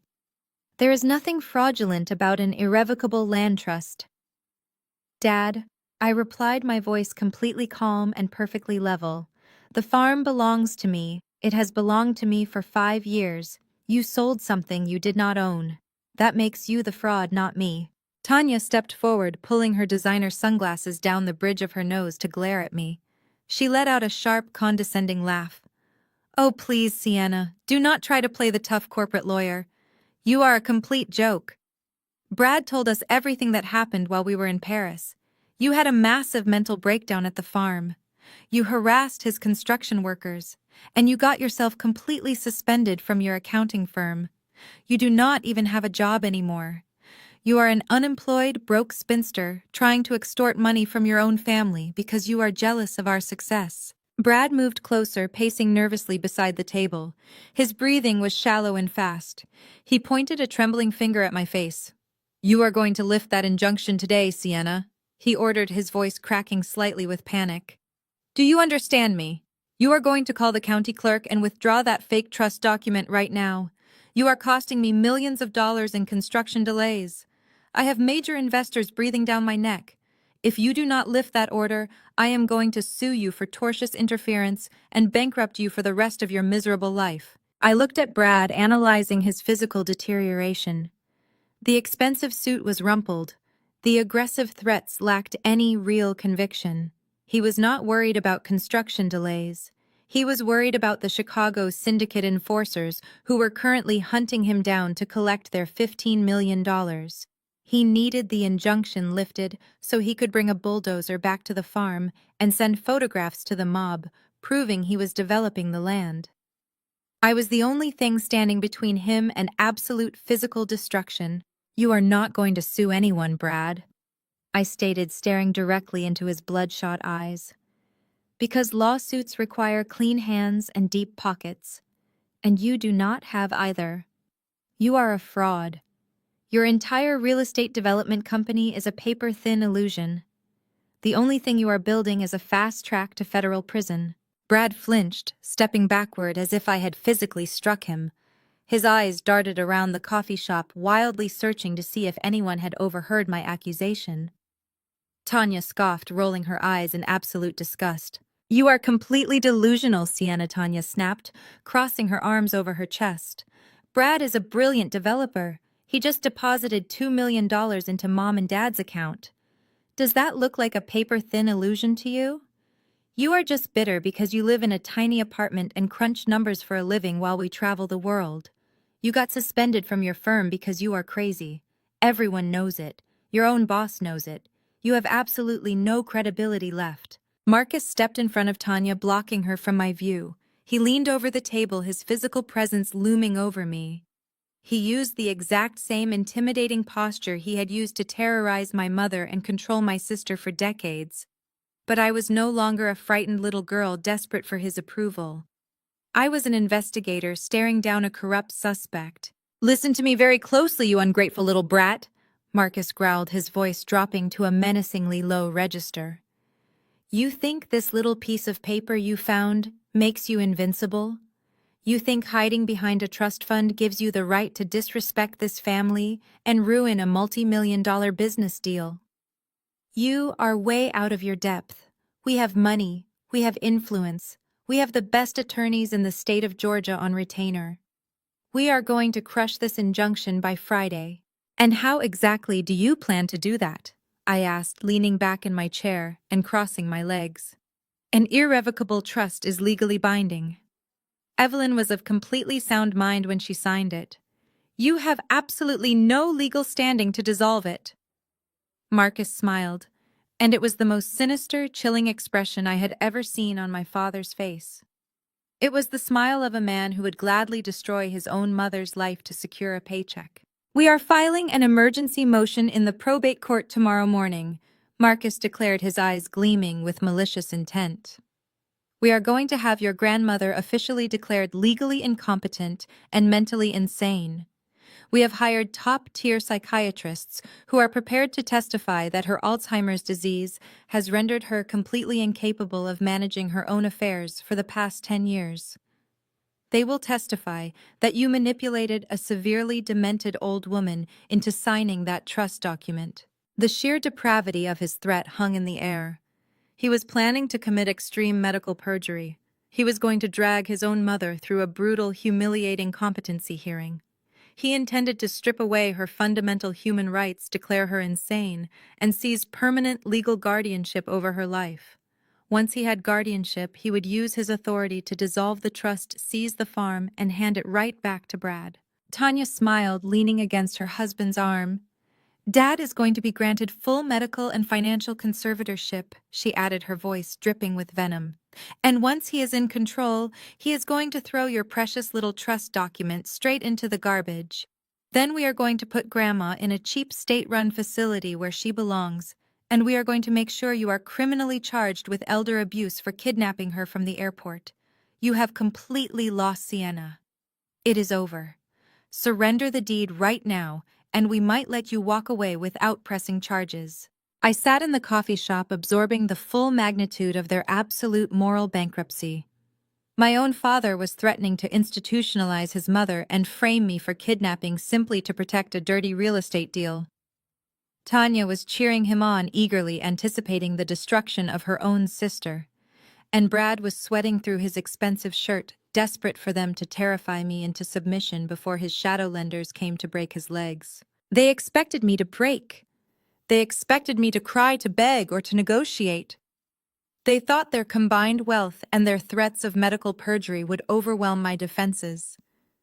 They still saw me as the boring, weak sibling who would eventually bend to the will of the dominant family members. I slowly closed my laptop. The metallic click echoed sharply across the small table. I picked up my coffee cup and took one final unhurried sip.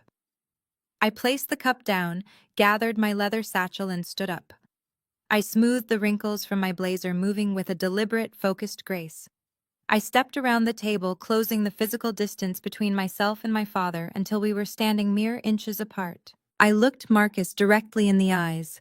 I did not raise my voice. I did not show a single ounce of fear, anger, or sorrow. I let my expression go completely dead, turning my face into an emotionless mask of cold, calculated justice. "You are going to try to declare her insane?" I asked, my tone conversational, almost polite. "That is exactly what we are going to do," Marcus replied. His jaw clenched, his eyes locked onto mine. "We will ruin you in that courtroom, Sienna. We will take everything." I shifted my gaze to Tanya, who was smirking triumphantly, and then to Brad, whose face was pale and slick with panicked perspiration. I did not mention the federal authorities. I did not mention the offshore accounts, the stolen pension funds, or the $15 million debt to the Chicago syndicate. I was going to let the United States government and the federal court system deliver that specific message. I looked back at my father, giving him one final chilling smile. "I highly recommend you retain those expensive attorneys, Marcus," I said, my voice dropping to a sharp, icy whisper that cut cleanly through the noise of the coffee shop. "Because you are going to need every single one of them. Do not bother trying to contact me again. I will see you on Friday morning at the Fulton County Courthouse. Make sure you wear your absolute best suits. You are going to want to look respectable when the judge speaks." I turned my back on them and walked away. I did not look over my shoulder. I pushed through the heavy glass doors of the coffee shop and stepped out into the bright Atlanta sunlight. As the doors swung shut behind me, I heard the sudden sharp ringing of a cellular phone. I knew without looking that it was Brad's phone. I knew the creditors were calling. The trap was locked. The countdown had begun, and absolute destruction was coming for all of them. Friday morning arrived with a suffocating humidity that hung over the city of Atlanta like a heavy woolen blanket. I drove Evelyn to the Fulton County Courthouse in a quiet, unassuming sedan.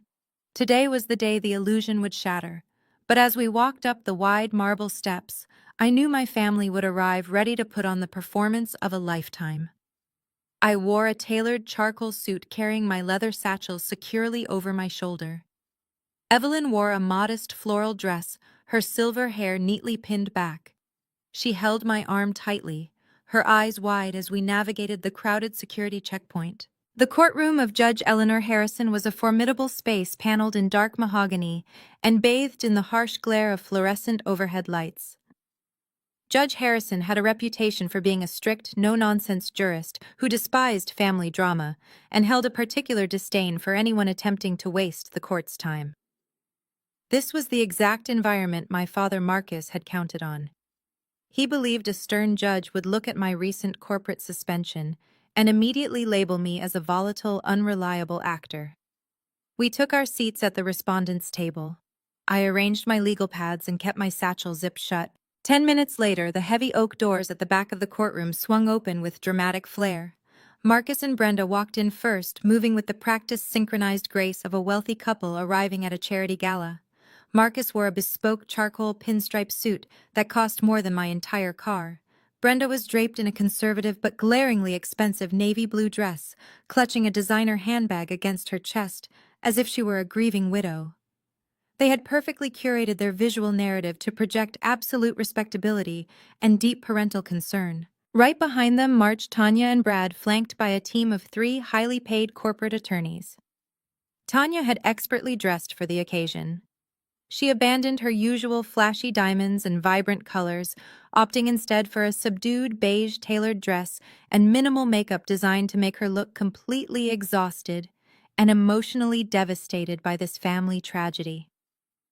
Brad brought up the rear. He wore a sharp black suit, but his physical deterioration was impossible to hide.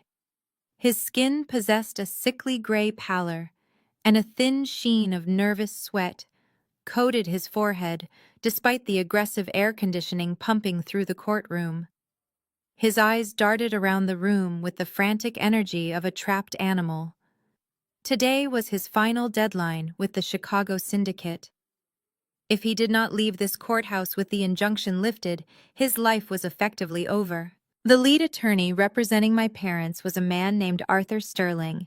Sterling was a notorious high-profile litigator in Atlanta, known for destroying his opponents through aggressive character assassination and overwhelming paperwork. He set his heavy leather briefcase on the petitioner's table and threw a cold, dismissive glance in my direction. He saw a suspended accountant sitting alone without legal representation. He assumed this hearing would be an effortless slaughter. Marcus caught my eye across the aisle and offered a slow, arrogant smirk. He was absolutely certain he was about to watch me lose everything. The heavy wooden door behind the bench opened, and the bailiff instructed the courtroom to rise. Judge Harrison took her seat, adjusting her glasses as she looked down at the massive stack of emergency motions Sterling had filed the previous day. She did not look pleased. She folded her hands, stared directly at our tables, and asked Sterling to present his arguments for the emergency medical conservatorship and the motion to immediately dissolve the irrevocable land trust. Sterling stood up, buttoning his suit jacket with practiced theatricality. "Your Honor," he began, his voice echoing smoothly across the quiet courtroom. "We are here today dealing with a profoundly tragic case of elder exploitation and familial extortion. My clients, Marcus and Brenda Davis, are devoted, upstanding members of this community. For the past several years, they have been the sole caretakers for Mr. Davis' elderly mother, Evelyn, who is tragically suffering from advanced-stage Alzheimer's disease." Sterling paused, letting the weight of his words settle over the room before turning his gaze toward me. "Recently, my clients made the heartbreaking but necessary decision to liquidate Evelyn's primary asset, an abandoned, dilapidated 50-acre farm, to fund her transition into a premier memory care facility in Florida. They executed a perfectly legal power of attorney to facilitate this sale to a highly respected local developer, Brad Miller, who is also family. They kept the transaction within the family specifically to protect Evelyn's legacy and ensure she received the maximum possible financial benefit for her medical care." Judge Harrison reviewed the documents in front of her. "And you are claiming the respondent, Sienna Davis, actively interfered with this medical transition?" she asked, her tone demanding clear answers. "Actively interfered is a gross understatement, Your Honor," Sterling replied, projecting a tone of deep, righteous indignation. "The respondent is the estranged daughter of my clients. She is a disgruntled individual who was recently suspended without pay from her corporate accounting firm due to severe erratic behavior and a documented mental breakdown. Upon discovering that her family was liquidating an asset to pay for medical care, she ambushed her elderly grandmother at the airport, kidnapped her, and dragged her to a cheap, unsanitary roadside motel. She then filed a fraudulent injunction using an outdated, legally void trust document simply to extort her parents for a cut of the real estate profits. The sheer audacity of the lie was breathtaking. They were completely inverting reality, framing their cruel airport abandonment as a medical rescue mission and painting my intervention as a greedy kidnapping. I sat perfectly still, my face a mask of absolute calm. I felt Evelyn's hand tremble slightly next to mine under the table. I gently squeezed her fingers, keeping my eyes locked on the judge. Sterling walked over to the bench and handed the bailiff a thick stack of manila folders. "Your Honor, we have submitted expedited medical affidavits from two prominent board-certified psychiatrists, Dr. Vance and Dr. Lipton. These evaluations conclusively prove that Evelyn Davis has lacked the mental capacity to sign legal documents for nearly a decade. Therefore, the irrevocable land trust the respondent is using to block this property sale was signed by a woman who was legally incompetent. The trust is completely invalid. We are asking this court to grant emergency medical and financial conservatorship to Marcus Davis so he can properly care for his mother and complete the sale of the farm to fund her immediate medical needs." Judge Harrison opened the folders and began reading the medical affidavits. The silence in the courtroom stretched out agonizingly. I knew exactly what those documents contained. Brad had used his immense wealth to bribe two corrupt doctors into signing fraudulent psychological evaluations. They had manufactured a timeline of severe dementia that conveniently stretched back far enough to invalidate the exact date Evelyn had signed the trust. It was a flawless, ruthless legal maneuver designed to strip my grandmother of her basic human rights and erase my authority as her trustee. The judge frowned, her eyes scanning the forged medical conclusions. "This is highly concerning, Mr. Sterling. she said, looking down at Evelyn with a mixture of pity and legal scrutiny. These evaluations paint a picture of severe cognitive decline. They do, Your Honor.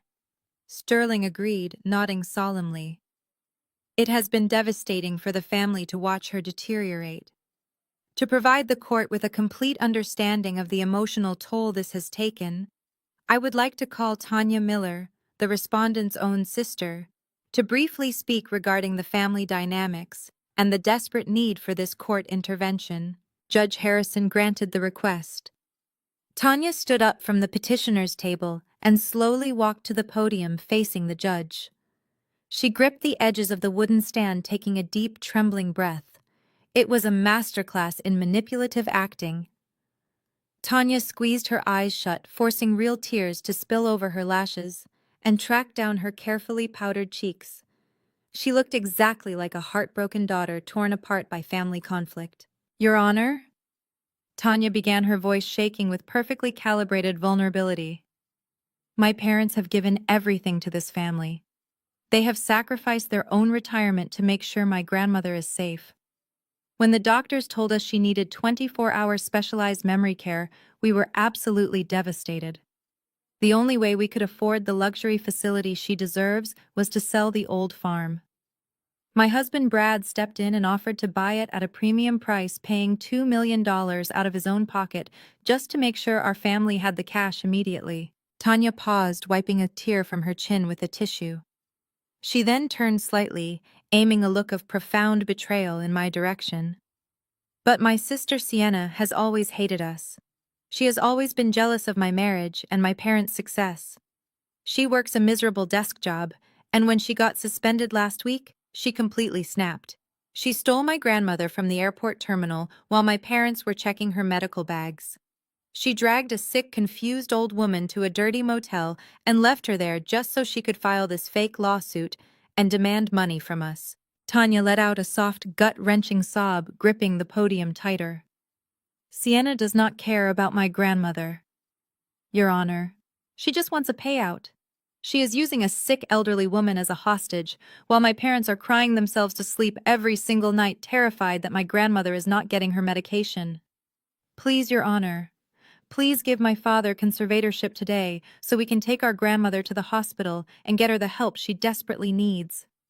Do not let my sister destroy our family out of spite. Tanya lowered her head, weeping softly into her hands. Marcus stood up and walked to the podium, placing a comforting, protective arm around Tanya's shoulders. He kissed the top of her head, looking up at the judge with the weary, exhausted expression of a patriarch trying to hold his broken family together.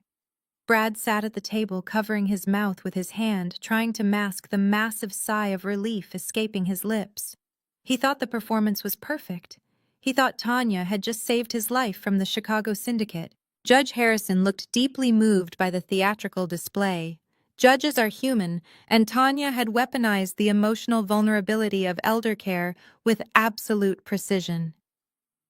Judge Harrison looked away from the weeping sister and locked her stern, uncompromising gaze directly on me. The atmosphere in the courtroom grew completely suffocating. The entire narrative had been masterfully spun to make me look like a dangerous extortionist abusing a dementia patient. Miss Davis, the judge addressed me, her voice cold and completely devoid of sympathy. The petitioners have presented sworn medical affidavits from two separate psychiatrists stating your grandmother was legally incompetent when she signed the trust document you filed. Furthermore, the accusations of kidnapping and extortion presented today are incredibly severe. You are sitting here without legal representation, representing yourself in a highly complex probate matter. This court takes the exploitation of vulnerable seniors very seriously. Judge Harrison leaned forward, resting her arms on the high wooden bench. Her eyes narrowed, assessing my calm, unbothered posture as evidence of my alleged sociopathy.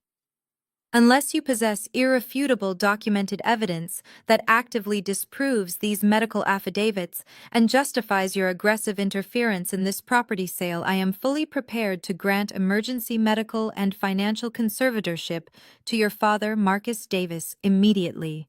I am also prepared to refer this matter to the district attorney for a potential criminal investigation into your actions at the airport." A heavy, victorious silence fell over the petitioner's table. Sterling closed his leather briefcase with a satisfying click. Tanya wiped away her fake tears, looking at me with a smug, triumphant glare. Marcus stood tall, his chest puffed out in absolute dominance, having successfully used the legal system to crush my rebellion. Brad leaned back in his chair, his panicked sweating finally subsiding as he envisioned the bulldozer tearing through the farmhouse tomorrow morning.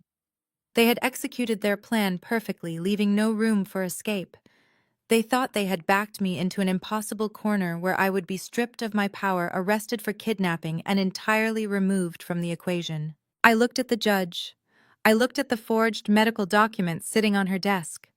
I looked at my family drowning in their own arrogant, deceptive victory. I slowly stood up from my chair, sliding my hand into my leather satchel. My face remained an emotionless mask of cold, calculated justice. They had just played their absolute best cards. Now it was my turn to burn their entire world to the ground. Judge Harrison stared down at me from the elevated bench, her expression a mixture of profound skepticism and judicial impatience. The courtroom was dead silent. My family sat at the petitioner's table, completely submerged in their own arrogant victory. Marcus had his arm draped protectively around Tanya's shoulders, while Brad leaned back in his chair, his panicked sweating finally giving way to a smug, satisfied smirk. They genuinely believed they had broken me. "Miss Davis," the judge said, her voice cutting through the heavy air, "do you have any evidence to present that contradicts these medical affidavits or explains your aggressive interference in this property sale?" I stood up slowly, pulling my leather satchel onto the heavy wooden table. I did not rush. I let the silence stretch, ensuring every single person in the room was focused entirely on my next movement. "Yes, Your Honor," I replied, my voice echoing clearly across the vast mahogany-paneled room.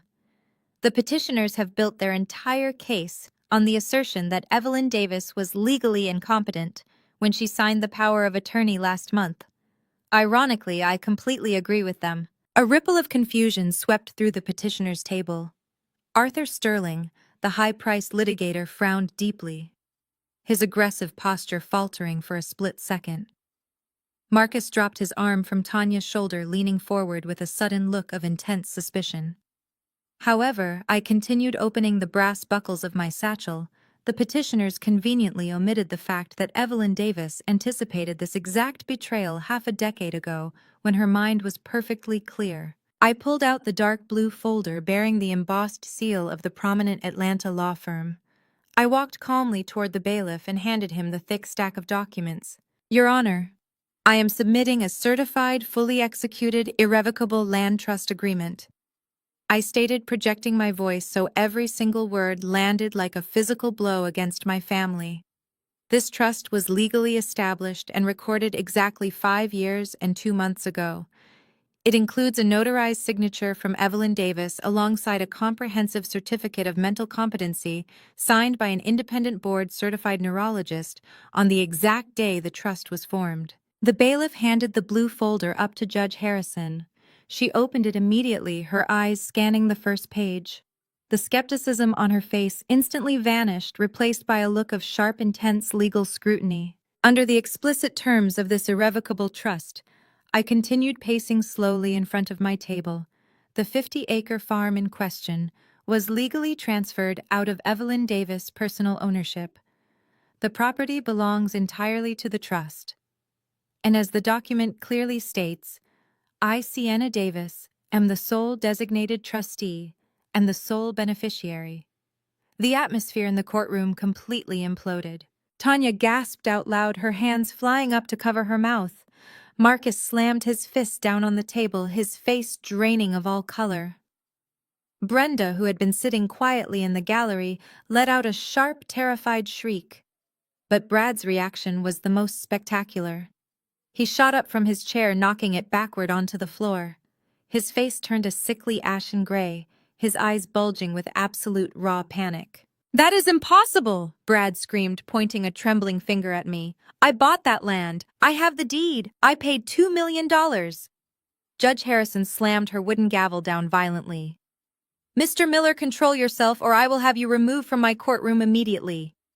The judge turned her piercing gaze toward Arthur Sterling, who was frantically flipping through the copies of the trust document I had provided to his table. "Mr. Sterling," the judge said, her voice laced with dangerous authority, "this is a properly recorded irrevocable land trust. The grantor, Evelyn Davis, relinquished all legal ownership of the property 5 years ago.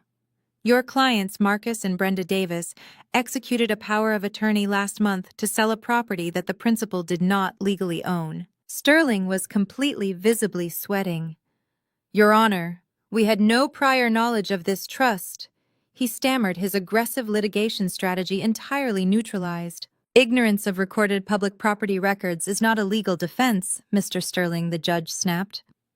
"Because the property is held in an irrevocable trust, the power of attorney your clients executed is completely worthless regarding this asset. Furthermore, the commercial real estate purchase agreement signed by Mr. Miller is legally void. He purchased a property from sellers who possessed absolutely zero legal authority to sell it." Brad looked like he was going to vomit. He gripped the edge of the petitioner's table, his knuckles stark white. He had just realized the horrifying truth. He had paid $2 million for a completely worthless piece of paper. He did not own the farm. He had no land to develop. And he had absolutely no way to satisfy the $15 million shadow loan from the Chicago syndicate. His deadline was today, and he was holding a voided contract. "But I paid them!" Brad yelled, his voice cracking with pure hysterical terror. "I transferred $2 million in clean cash to Marcus and Brenda. If the sale is void, I want my money back right now." Marcus jumped up, his face contorted in a mixture of rage and panic. "We do not have the money right now," he yelled back, completely abandoning his dignified patriarch facade. "We used a portion of it to fund the medical transition to Florida." "You went to Paris, you lying thief!" Brad screamed, lunging toward his father-in-law. "Order!" Judge Harrison bellowed, slamming the gavel repeatedly until the bailiffs stepped forward, placing their hands on their holstered weapons. The courtroom fell back into a tense, terrified silence. I stood perfectly still, watching the entire family tear each other apart in less than 60 seconds. They had built an empire of lies, and the second I pulled the foundational brick away, the entire structure collapsed. But I was not finished. An invalid real estate transaction was just the beginning. I was a forensic accountant, and I was about to drop the ultimate financial payload. "Your Honor," I said, my voice slicing through the chaotic silence. "Mr. Miller just stated on the official court record that he paid $2 million in clean cash for the property. I have substantial evidence that proves those funds were not clean. In fact, they were the direct proceeds of a massive ongoing federal financial crime." Sterling threw his hands up in absolute outrage. "Objection, Your Honor. The respondent is making wild, baseless accusations of criminal conduct that have absolutely no bearing on this probate hearing." "Overruled." The judge snapped, her eyes locked intently on me. "Miss Davis, you are making severe allegations. You better have the documentation to back them up." I reached into my satchel and pulled out a thick, heavily sealed folder bearing my accounting firm's watermark and the official stamp of a federal notary. I handed it to the bailiff, who passed it up to the judge.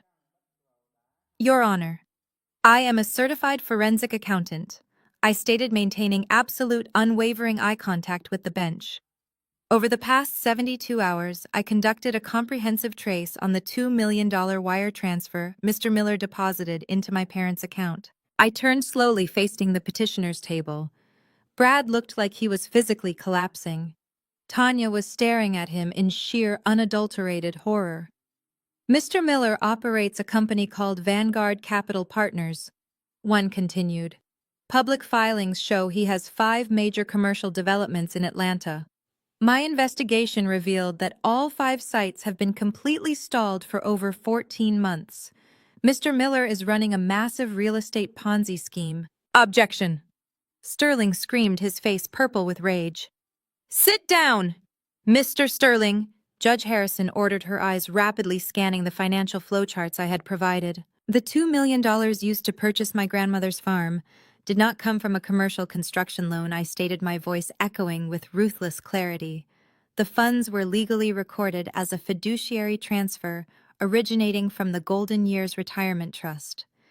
Mr. Miller, who manages that specific subsidiary, actively embezzled $2 million from an elder care pension fund.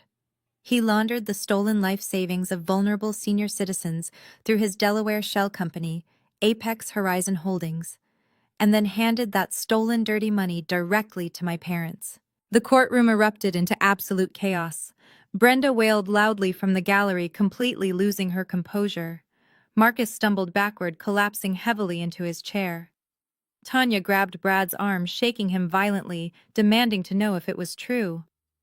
Brad was completely unresponsive, staring blankly at the mahogany wall, his mouth hanging open in pure silent terror. "Your Honor," I concluded, turning back to the judge, "my parents abandoned my grandmother at an airport so they could knowingly receive $2 million of stolen federal pension funds. Mr. Miller rushed the demolition of the farm because he is heavily indebted to a shadow banking syndicate and desperately needed to prove active construction to avoid a massive asset seizure." Judge Harrison looked up from the heavily sealed folder, her expression one of absolute profound disgust. She looked directly at Brad, who was currently hyperventilating at the petitioner's table. "Miss Davis," the judge said, her voice dangerously calm, "have you provided this forensic audit to the proper authorities?" I nodded slowly, offering a cold, calculating smile. "Yes, Your Honor. I transmitted the fully encrypted, unredacted financial files to the Enforcement Division of the Internal Revenue Service and the Financial Crimes Division of the Federal Bureau of Investigation at exactly 8 o'clock this morning." Right on cue, the heavy oak doors at the back of the courtroom swung open with a massive, resounding crash. Everyone in the room turned around. Two men wearing dark suits and tactical vests bearing the bright yellow letters FBI strode purposely down the center aisle. They were flanked by two armed federal marshals. The lead agent bypassed the gallery entirely and walked straight toward the petitioner's table. "Bradley Miller," the agent announced, his voice carrying the heavy, unmistakable weight of federal authority. "You are under arrest for wire fraud, money laundering, and the embezzlement of federal pension funds. Stand up and place your hands behind your back." Brad did not resist. He could not. His legs simply gave out beneath him. The federal marshals had to physically haul him up from his chair, roughly pulling his arms behind his back. The sharp metallic click of the handcuffs echoing through the silent courtroom was the most beautiful sound I had ever heard.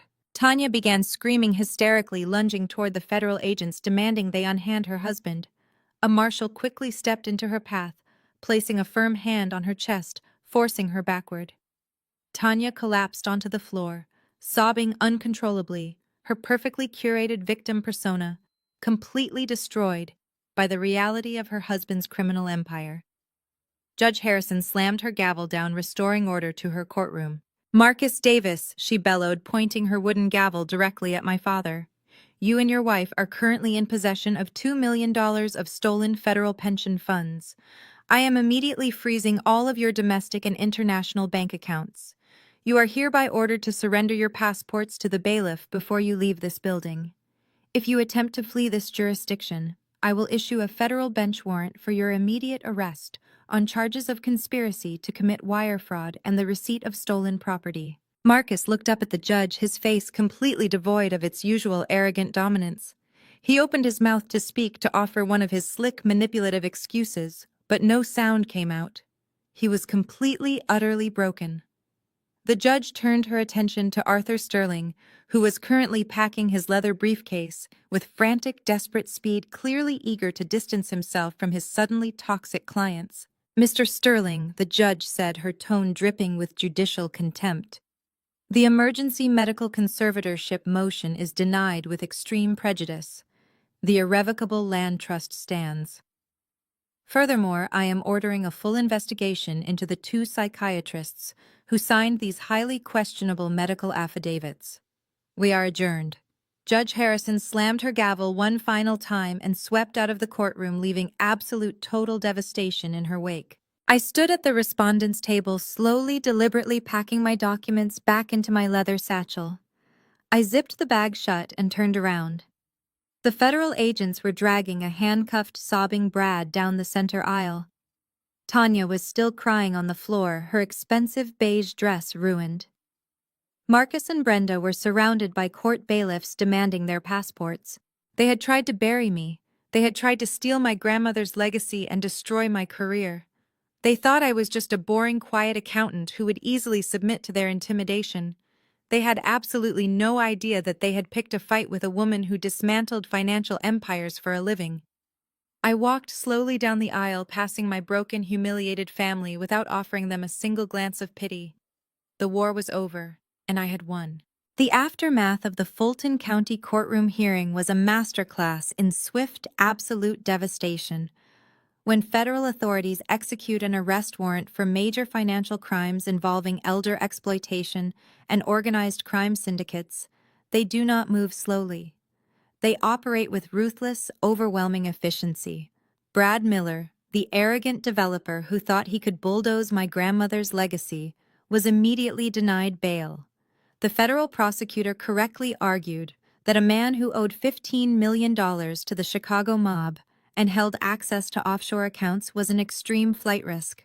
Brad traded his custom-tailored suits for a bright orange federal jumpsuit on the very same day. The $2 million that my parents, Marcus and Brenda, had so happily accepted for the fraudulent sale of the farm was immediately targeted for federal clawback. Because the money was explicitly traced back to the Golden Years Retirement Trust, the federal judge showed absolutely zero mercy. The court ordered Marcus and Brenda to repay the entire $2 million within 30 days, or face federal indictment for the receipt and concealment of stolen pension funds. My parents had spent nearly $400,000 during their luxurious European vacation and subsequent spending sprees. They bought designer jewelry, expensive art, and customized luxury vehicles, believing their financial future was permanently secured. When the federal court order was handed down, they were forced into an immediate, desperate liquidation of their entire life. They had to sell their sprawling mansion in the affluent Atlanta suburbs for significantly under market value just to satisfy the federal deadline. The social fallout was completely catastrophic. My parents had spent their entire lives cultivating a flawless image of wealth and moral superiority within their elite church community and the local country club. When the details of the elder fraud investigation became public knowledge, their carefully constructed reputation evaporated overnight. The church elders formally asked them to step down from all leadership committees, citing the severe ethical violations involving my grandmother. Their wealthy friends stopped returning their phone calls. Their country club membership was quietly revoked. They were completely exiled from the upper echelon of Atlanta society. Stripped of their mansion, their luxury cars, and their social standing, Marcus and Brenda were forced to rent a cramped two-bedroom apartment in a rundown complex on the industrial outskirts of the city. The sheer humiliation of their new reality broke them completely. Marcus, who had spent his life demanding absolute obedience and financial success from his daughters, now spent his days aggressively ignoring the collection notices piling up in his mailbox. Brenda, the woman who had abandoned her own mother at the airport to drink champagne in Paris, now worked as a part-time receptionist at a local dental clinic just to afford their utility bills. Tanya, my sister who had cheered for my destruction in the coffee shop, found herself completely tethered to the sinking ship of Brad's criminal empire. The federal government seized every single asset registered to Brad's name, including the massive modern house Tanya had spent years decorating. Her designer wardrobe, her imported cars, and her expensive jewelry were all confiscated by federal marshals to help repay the victims of the Ponzi scheme. Tanya was left with absolutely nothing but the clothes on her back and the horrifying realization that she was legally married to a federal inmate facing 15 years in a maximum security penitentiary. 2 weeks after the courtroom showdown, I was sitting on the front porch of the farmhouse enjoying a quiet cup of coffee while Evelyn watched a pair of bluebirds building a nest in the old oak tree. The heavy yellow bulldozer had been completely removed from the property, leaving only a patch of torn-up dirt near the front gate that I had already scheduled to be replanted with fresh grass. A rusty dented sedan pulled slowly up the gravel driveway. Tanya stepped out of the car looking absolutely terrible. The glamorous, self-assured woman who had mocked my cheap blazer at the coffee shop was gone. Her hair was unkempt, she wore a faded, oversized sweater, and her eyes were red and swollen from constant crying. She walked up the wooden steps of the porch, stopping a few feet away from my chair. She looked down at the wooden floorboards, refusing to meet my eyes. Sienna. Tanya began, her voice trembling with a pathetic mixture of desperation and lingering entitlement. I do not have anywhere to go. The feds took the house. Mom and Dad barely have enough room for themselves in that tiny apartment, and they are constantly fighting about the money. I need a place to stay, just for a few months until I can figure things out and get a job. The farm has 5 bedrooms. You and Grandma do not need all this space. I looked at my sister, analyzing her physical and emotional state. There was no genuine remorse in her voice. There was no apology for participating in the fraudulent scheme to declare Evelyn legally insane. There was no acknowledgement of the profound cruelty she had inflicted upon me. She was simply looking for a free place to live because her criminal husband had finally been caught. I took a slow sip of my coffee, letting the quiet sounds of the Georgia morning stretch between us. I did not raise my voice. I did not express any anger. I simply delivered the cold, uncompromising reality of her situation. Tanya. I said, my voice perfectly level. Do you remember what you told me in the coffee shop? You told me I was a joke. You told me I was an unemployed broke spinster trying to extort money from my successful family. You explicitly threatened to help Dad declare Grandma insane so you could throw her into a cheap state-run facility and bulldoze this exact farmhouse. Tanya flinched, tears finally spilling over her cheeks. That was Brad talking. She cried desperately, trying to shift the blame. I was just agreeing with my husband. I did not know he was stealing pension money, Sienna. I swear I did not know. You knew exactly what you were doing, Tanya, I replied, setting my coffee cup down on the small wooden table. You knew Mom and Dad abandoned Grandma at the airport. You knew the power of attorney was signed under severe duress. You did not care about the legality or the morality of the transaction because you were busy flying first class to Paris. You only care right now because you got caught and you have no money left. I stood up from my chair, walking to the edge of the porch so I was looking directly down at her. I am not your safety net, Tanya. I am the forensic accountant who submitted the evidence that sent your husband to federal prison. This farm belongs to the Irrevocable Land Trust. It is a sanctuary for Evelyn, and it is the future headquarters of my new accounting firm. I do not have room in my home or my life for people who operate without a moral compass. But I am your sister, Tanya sobbed, reaching out to grab the porch railing. You cannot just leave me out here with nothing. Family is supposed to help family. I looked at her, offering a chilling, emotionless smile. You are absolutely right, Tanya. Family is supposed to help family. That is exactly why I saved Grandma from being thrown into a state facility by her own son. But you stopped being my family the moment you sat in that courtroom and cried fake tears to help a predator steal this land. You need to leave my property right now. If you ever show up here uninvited again, I will have the county sheriff arrest you for criminal trespassing. Tanya stared at me, her mouth opening and closing as she realized the absolute finality of my decision. She saw the cold, hard justice in my eyes and finally understood that her tears held absolutely zero power over me.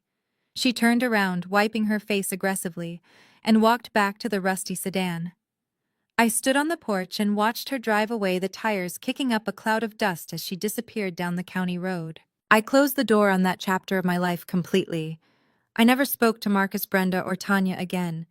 They had made their choices, and I was more than happy to let them live with the devastating consequences. The following months were dedicated to building my new life. With the farm legally secured under the irrevocable trust and the $2 million fraudulent sale completely nullified, I had a massive physical and financial foundation to build upon. I converted the large detached barn on the property into a state-of-the-art commercial office space. I installed high-speed fiber optic cables, secure server rooms, and a massive conference table made from reclaimed Georgia pine. I opened my own independent forensic accounting firm, specializing specifically in elder financial abuse, corporate fraud, and complex asset tracing. My reputation had skyrocketed within the legal community after the spectacular courtroom takedown of Brad Miller and Arthur Sterling. I did not need to advertise my services. Prominent law firms, federal agencies, and private victims of financial predators sought me out directly. I hired a team of 3 brilliant junior analysts, training them to look past the corporate veils and follow the hidden digital money trails. We took down predatory developers, corrupt financial advisors, and greedy family members who tried to exploit vulnerable seniors. Every single case I accepted was personal. I fought for people who could not fight for themselves, using spreadsheets, bank records, and tax filings as my weapons of choice. My firm became incredibly successful, but I never let the money change my fundamental priorities. I kept my operations centered on the farm, allowing me to work complex federal cases while remaining just a few steps away from my grandmother. Evelyn's condition required careful management, but her life on the farm was peaceful and deeply fulfilling. I hired a specialized full-time memory care nurse to assist her during the day, ensuring she received her medications and engaged in cognitive therapy exercises. The familiar surroundings of the farmhouse, the smell of the old wood, the sound of the wind moving through the ancient oak trees, provided her with a profound sense of comfort that a clinical facility could never replicate. Some days the Alzheimer's clouded her mind, and she would forget where she put her favorite gardening gloves, or she would ask when my grandfather was coming home from the hardware store. But other days the fog would lift completely, and her sharp, brilliant mind would shine through. On those days, we would sit on the front porch together, drinking sweet tea and talking about the future. One warm summer evening, exactly 1 year after the courtroom showdown, Evelyn and I were sitting in the wooden rocking chairs on the porch, watching the sun slowly set over the vast green fields. The sky was painted in brilliant shades of orange and purple, casting a warm, golden glow over the property. The sound of crickets and cicadas began to hum in the tall grass. Evelyn reached over and gently patted my hand. "You did a good job, Sienna," she said, her voice clear and completely lucid. "You protected this place. You protected me." I looked at the beautiful, sprawling farm, the newly renovated barn office, and the strong, resilient woman sitting next to me. I had lost my parents and my sister, but I had gained absolute freedom and a career defined by unwavering integrity. I had fought a war against greed and manipulation, and I had won using nothing but my intellect and the absolute truth. "We protected each other, Grandma," I replied, squeezing her hand tightly. "They thought we were weak because we played by the rules. They did not know the rules are exactly how you catch them." Evelyn smiled, a deep, satisfied expression settling across her weathered face. She looked out over the fields, watching the last rays of sunlight disappear behind the tree line. The farm was safe. We were safe. And the people who had tried to destroy us were paying the price for their cruelty. I leaned back in my rocking chair, closing my eyes and listening to the peaceful sounds of the Georgia evening. It was the sweet, quiet sound of absolute, perfect justice. The stories teach us a powerful lesson about the nature of true family and the importance of self-worth. They show that blood relations don't guarantee love, support, or respect. True family is built on chosen connections, consistent care, and mutual validation, not just biological ties or obligation. When faced with toxic environments that diminish our value, true strength lies in recognizing our own worth, setting firm boundaries, and having the courage to walk away. Realizing we are enough, regardless of external approval, is the foundation of genuine freedom and success. Evaluate the relationships in your life. Choose to invest in those who celebrate your true self and have the courage to walk away from those who don't.